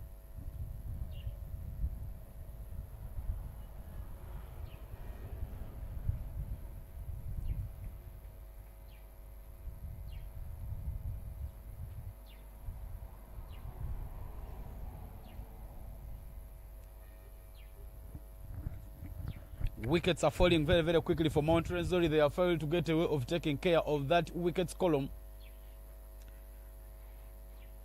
And now it will take a lot of batting for them to stand a very big chance of winning this one.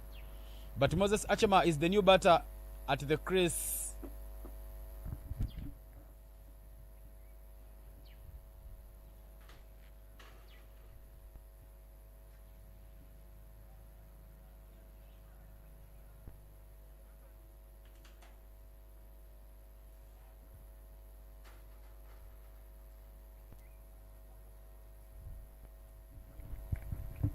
Not a very good ball to the new batter. Very, very wide.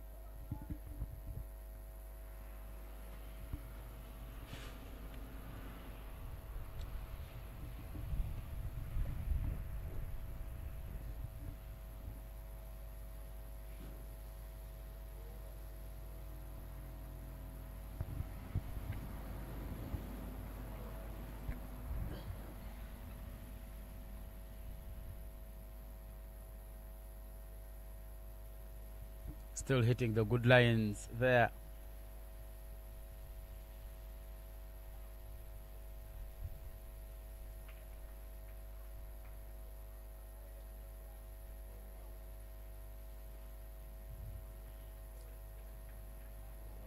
A little close there to the wide line.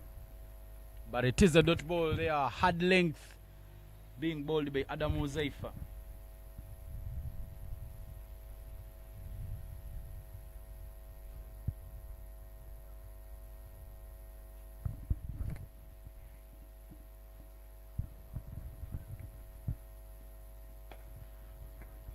Straight to the fielder there at point.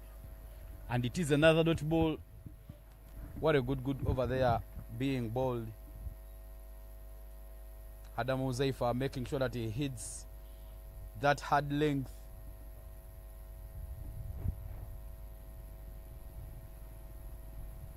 And one more ball remaining for the 11th over to come to an end. Current 104.71 and required is 11.02. They will make sure that they get about 2 boundaries every over if they are to get a chance. But what an over there from Adam Uzaifa. Just 2 runs in that over with a wicket. And that dot will bring us the end of that over. And after 11, 51 for 6 is the score. And more 101 are needed in 54 balls.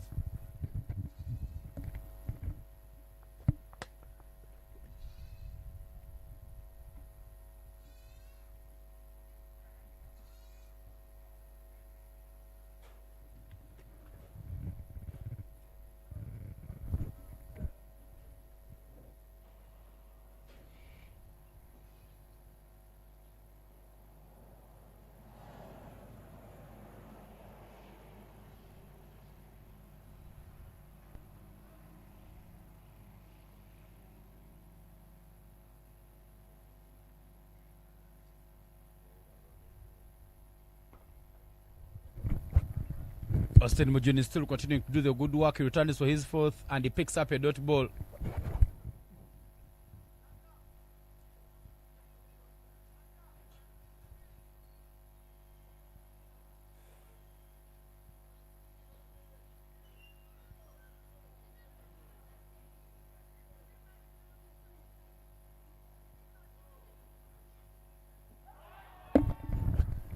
There was an appeal there but not given by the umpire.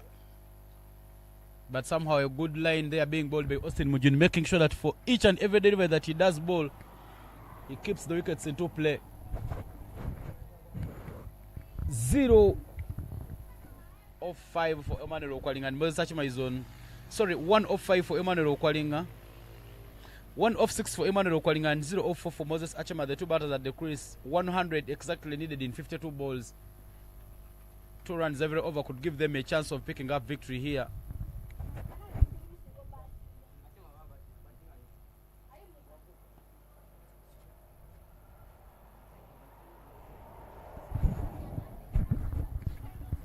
But now there will be some bit of notable pressure there coming in from the fielding team. Wide outside the tramlines, and it is a wide.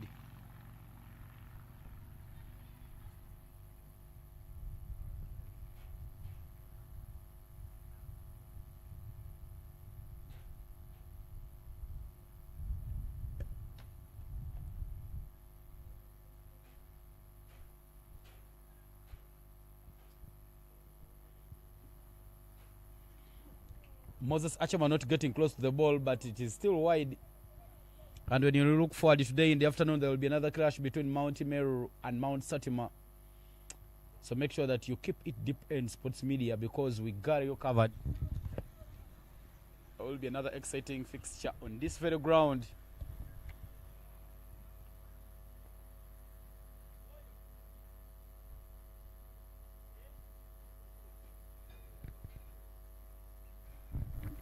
He's closing in his bat instead of just opening it up and tapping it away. Find there is a backward point, and cover fielder. Plus 2 fielders, third man and field leg. But when you tap it and it goes into that gap, you will stand a very big chance of picking up some runs.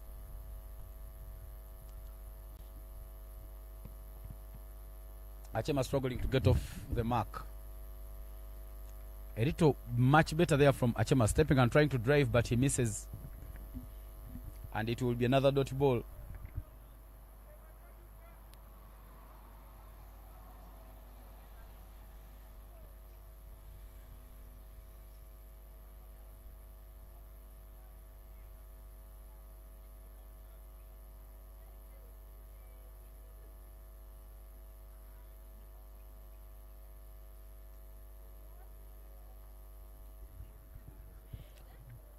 And that dot ball will end. Oh, sorry, it's done a mess by the wicket keeper, and the bye run is taken, bringing us to the end of the over. 55 for 6 is the score after 12.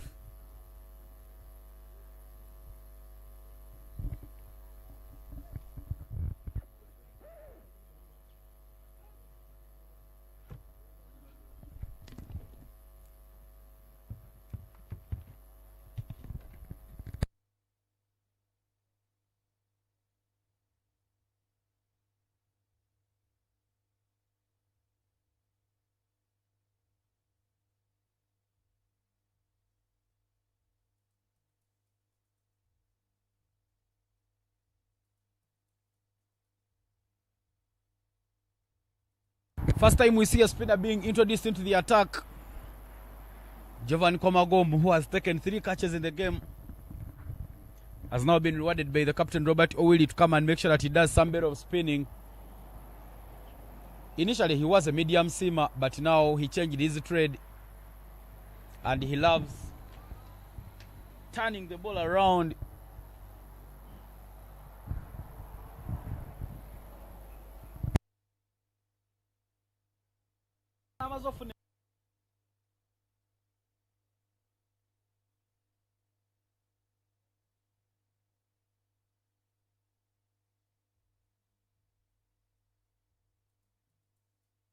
And now the field is set up for Jovan Komagom. Extra cover, long on, long off, and cow corner. He's using 4 fielders outside to do the catching duties. Emmanuel Okwalinga right at long on.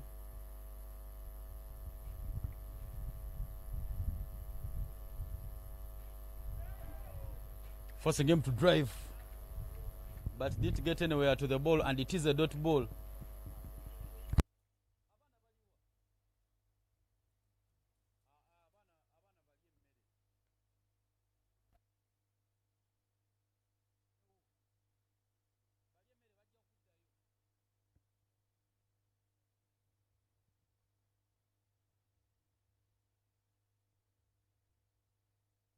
This time he gets it into the gap after 2 dot balls. Okwalinga bringing Moses Achema on strike. Achema still to get off the mark. He's for first 8, but is yet to get going.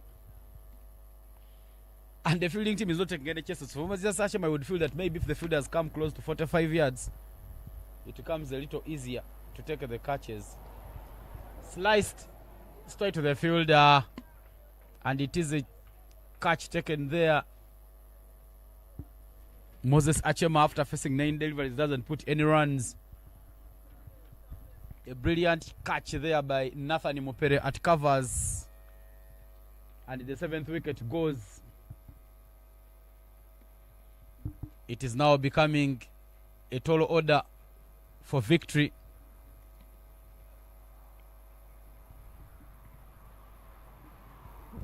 Three more wickets to get here.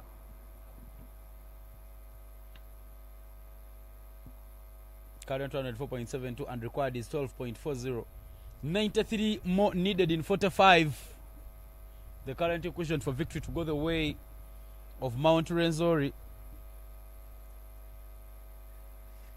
And now we see the captain for the team, Solomon Wamachigozi, making his way to the crease. He said the decision for them to bowl first was good.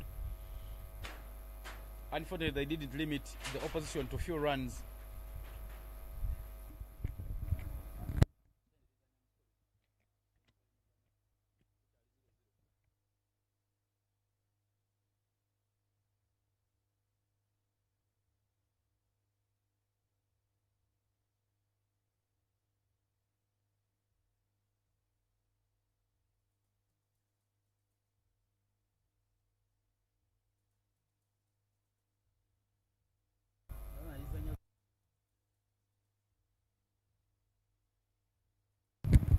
Good start there from Jovan Komagom. Dot ball, single and wicket with 2 more to play in this over.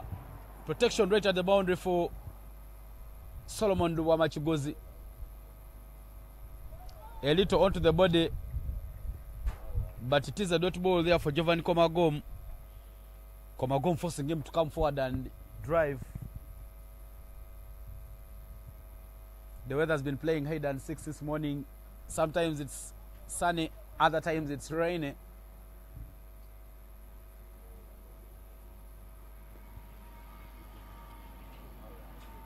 That dot ball will bring us to the end of the over.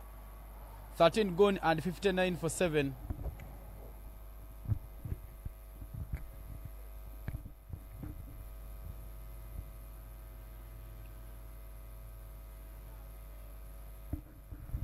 Mount Meru and Mount Satima will be clashing off in the afternoon.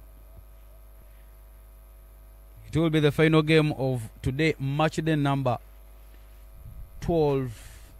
Match day number 6, game 12. Dafabet, Kings, the Children's Medical Center, and Deep End Sports Media are the sponsors of this tournament. But as you see there, the sky is wet in your frame, a little dark, and there is a very heavy breeze across this ground. Some drizzles, but now Julius Okema is the bowler into the attack. Beating him with a turn. Brilliant start there. Because of his height, he extracts a lot of turn from the surface and he starts off his over with a dot ball. Fine bowling display. Long on, long off, extra cover at the boundary. Hit that one straight to the fielder. Jovan Komagom with the fourth catch in the innings. Samuel is there for him to play. Emmanuel Kwalinga leaning back and trying to cut it away. But again, he picks up the field at point. And the 8th wicket falls.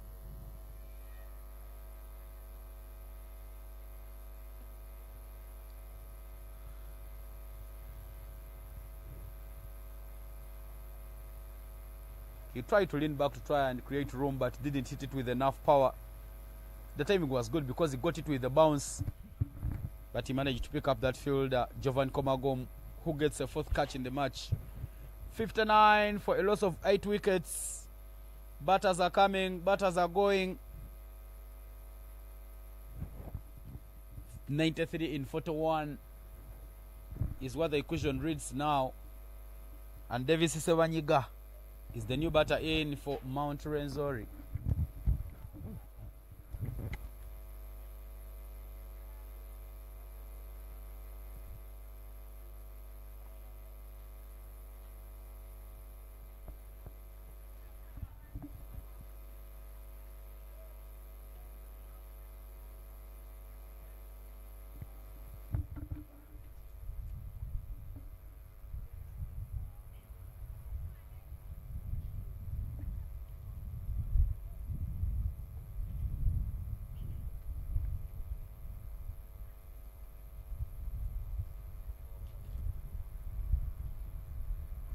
Beaten completely by the pace, and it is a dot ball going far to drive, but doesn't quite get to the ball. Yet to consider run, Julius Okema.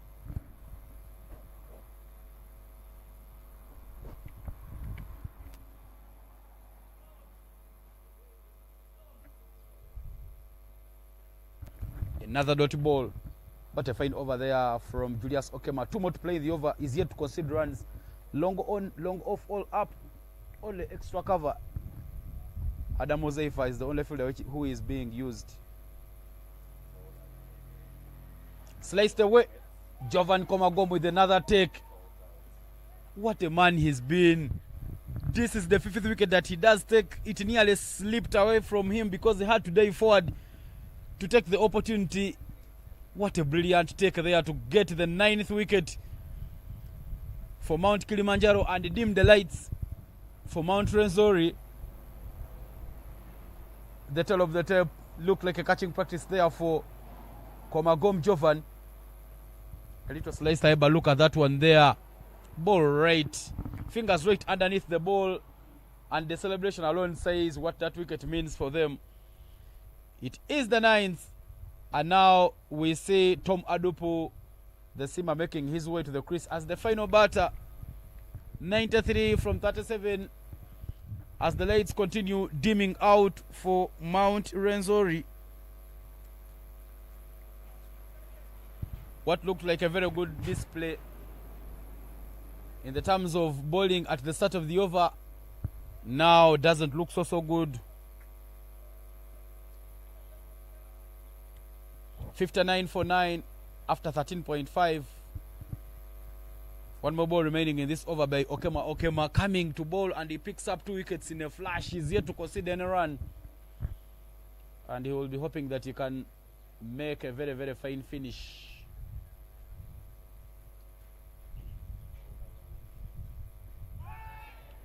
Beats him with a turn. Double wickets maiden there for Julius Okema to start off his spell. And at the end of over number 14, 59 for 9 is the score.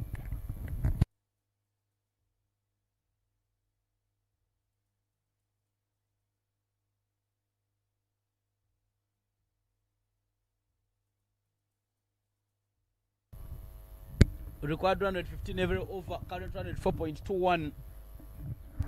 Mount Rwenzori will need 93 runs from 36 balls if they had pick up victory.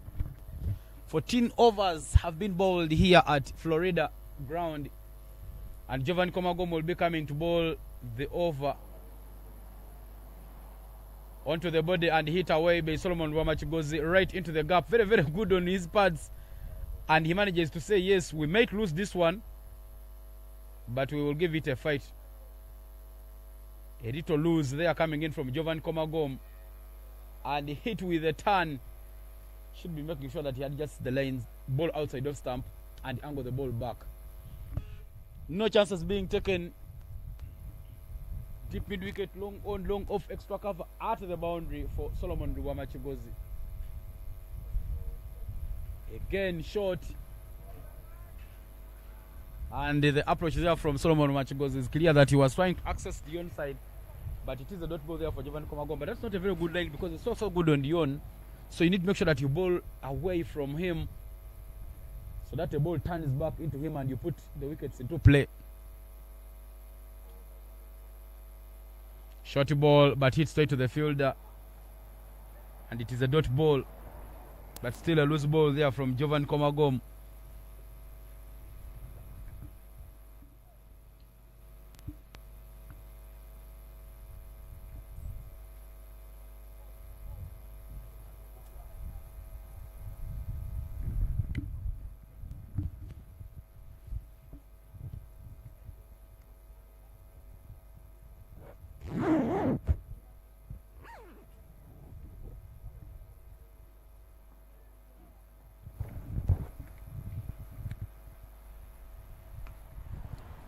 Hit down to extra cover,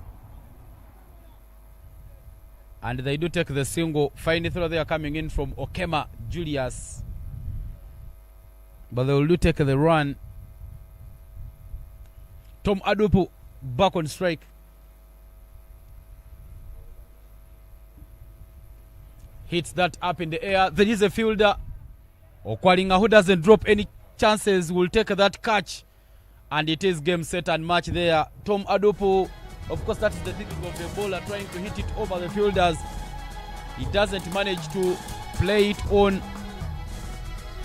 And a chance given, a chance taken. It deflected and right in the area. The ball was on, but he doesn't manage to hit it on. It is another game, and it is a loss for Mount Rwenzori. They had somehow gained momentum in their previous fixtures because they come into this game at the back of a victory. But again, they do fall short. And that's the match summary for their response.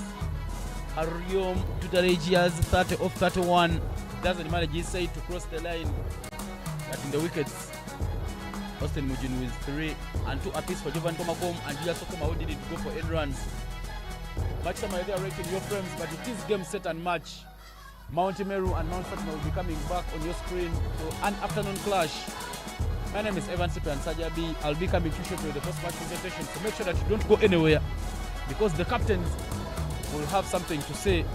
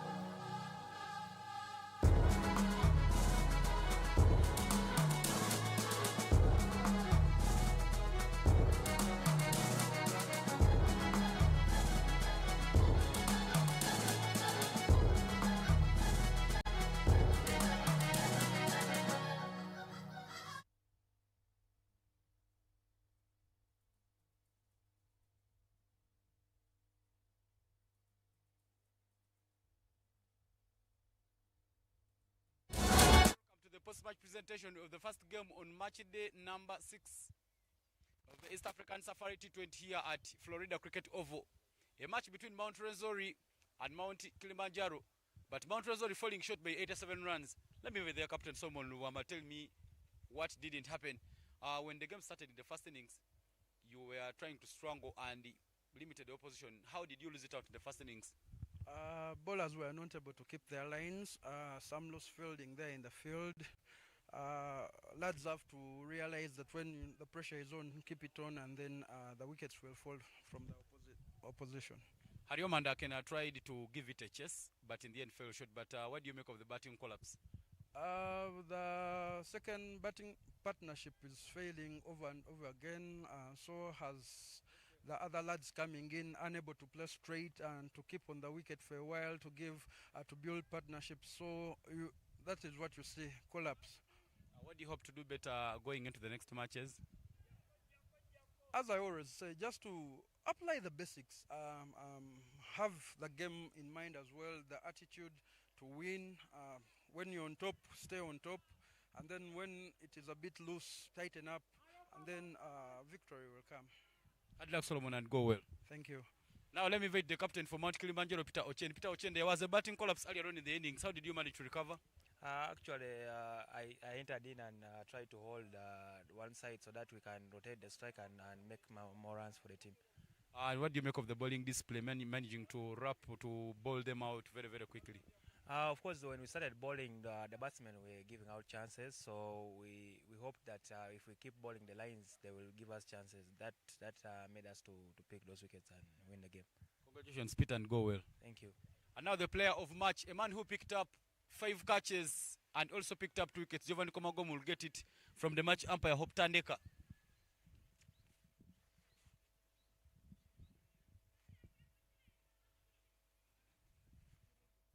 Congratulations, Jovan.